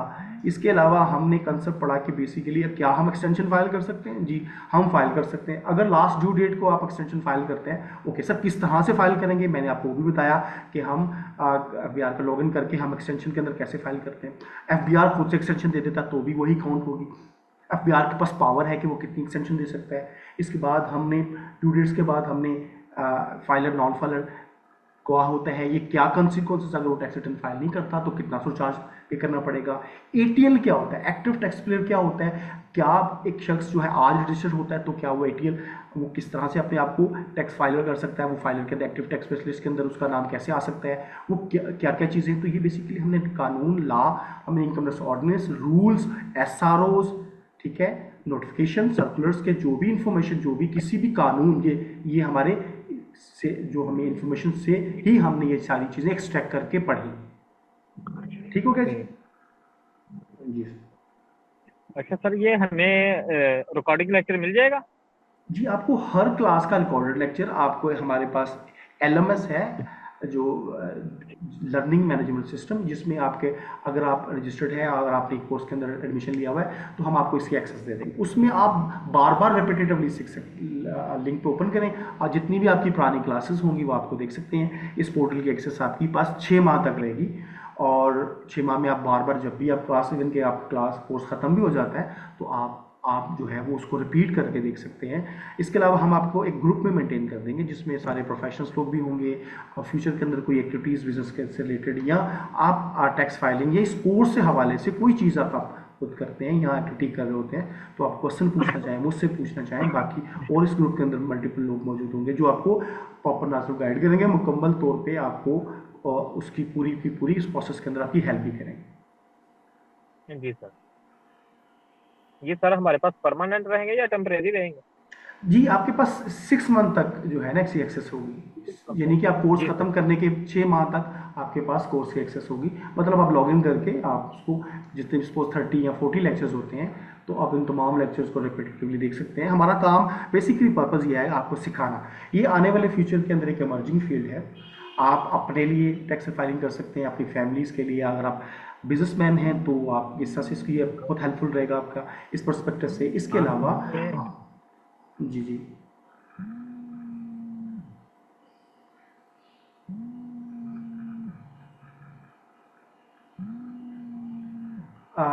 ये सवाल है जी जी जी। इसके अलावा कोई क्वेश्चन है तो हम फिर सेशन को क्लोज करते हैं। आप प्लीज़ कोई भी क्वेश्चन है, इसमें शायनेस कोई फील नहीं करना। देखें, अगर आपको टॉपिक्स क्लियर नहीं होगा, आपको कंसेप्ट क्लियर नहीं होंगे, तो पॉसिबिलिटीज़ ये होती हैं कि वो चीज़ आपको आगे जाके वो कंसेप्ट, वो नॉलेज जो है वो आपको दोबारा से उसको जो है क्लास को दोबारा से लेना पड़ेगा। तो क्या ये इंपॉर्टेंट ये रहेगा कि आप क्लास को के साथ साथ कोई क्वेश्चन रहें, आप क्लास के अंदर इन्वॉल्व रहें। जो क्वेश्चन या सवाल आप पूछते हैं हम आप उसी टाइम आपको क्लियर करेंगे। हाँ, जो टॉपिक से हट के होगा, सपोज हमने कमिंग डेज में वो टॉपिक पढ़ना है तो हम उसको उसी टॉपिक तक महदूद करेंगे जी। ये सर क्लासेस सैटरडे और मंडे को ही होंगे? सैटरडे और संडे के जी 2 दिन क्लास। इसके अलावा हमारा जो अगले बैचेस हैं वो सैटरडे, मंडे और ट्यूसडे के बैचेस भी स्टार्ट होंगे जी। जी सर, ठीक है सर, शुक्रिया। देखिए, आप अपना फीडबैक दें। अगर आपको कोई चीज़ सपोज क्लियर नहीं हो रही, आप बार बार पूछ सकते हैं, आप ग्रुप्स के अंदर पूछ सकते हैं, रिकॉर्डिंग लेक्चर के हवाले से नेक्स्ट क्लास के अंदर पूछ सकते हैं। देखिए, ये इन्वायरमेंट ऐसी नहीं है कि आप लोगों को बाउंड करके आपको थोड़ा सा, यानी कि प्रेशर चीज़ें नहीं है।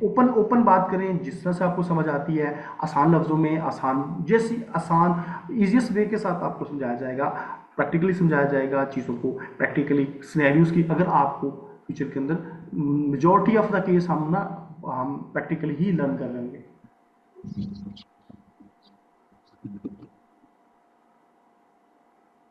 जी। इसके अलावा कोई क्वेश्चन? इसके अलावा नहीं तो फिर हम सेशन को क्लोज करते हैं। लास्ट क्वेश्चन ये था कि जैसे की रजिस्ट्रेशन होने के बाद हमें क्या आरटीओ के फिजिकली डॉक्यूमेंट्स वगैरह सबमिट करने होंगे? आपकी आवाज़ क्लियर नहीं, आप प्लीज़ दोबारा से रिपीट कीजिएगा क्वेश्चन। आवाज़ आ रही है जी, आपका बैकग्राउंड नॉइज आ रहा है। अगर आप जी सर, आवाज़ क्लियर हुई? जी, अभी क्लियर हुई है। सर मैं कहना चाह रहा था कि आफ्टर इंडिविजुअल रजिस्ट्रेशन ऑफिस में जाके फिजिकली भी डॉक्यूमेंट सबमिट करेंगे अपने नहीं किसी नहीं नहीं नहीं नहीं, ऐसा नहीं। देखिए, दिस इज ऑनलाइन पोर्टल, ये हमारे पास ऑनलाइन एक्सेस है।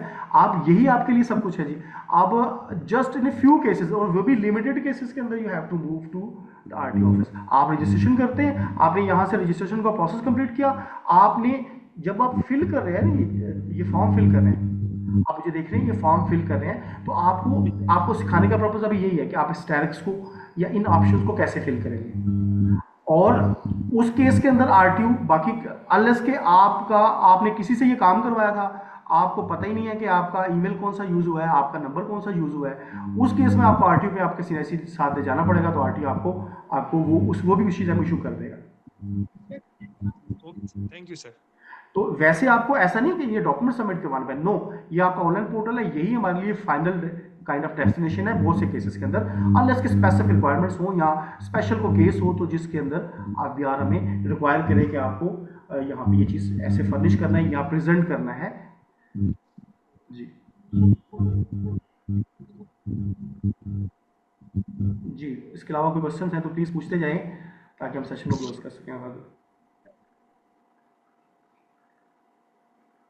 जी, इसके साथ ही हम अपना सेशन क्लोज करते हैं। अगर कोई क्वेश्चन है तो प्लीज़ ना सिर्फ आप हैंड रेज कर रहे हैं, अगर कोई शाय फील कर रहे हैं तो आप चैट में लिख सकते हैं, कोई क्वेश्चन पूछ सकते हैं, कोई बात अगर पूछना चाहें तो नो प्रॉब्लम। आप कोई भी क्वेश्चन किसी भी लेवल, किसी भी तरह के, आप पंजाबी में पूछना चाहें, आप किसी भी लैंग्वेज में, नो प्रॉब्लम। आसान चीज़ ये है कि आपको समझ आनी चाहिए और हम किस तरह से आपको इन तमाम आपके प्रॉब्लम्स को, क्यूरीज को एड्रेस करते हैं, ये इंपॉर्टेंट रहेगा। ठीक है जी।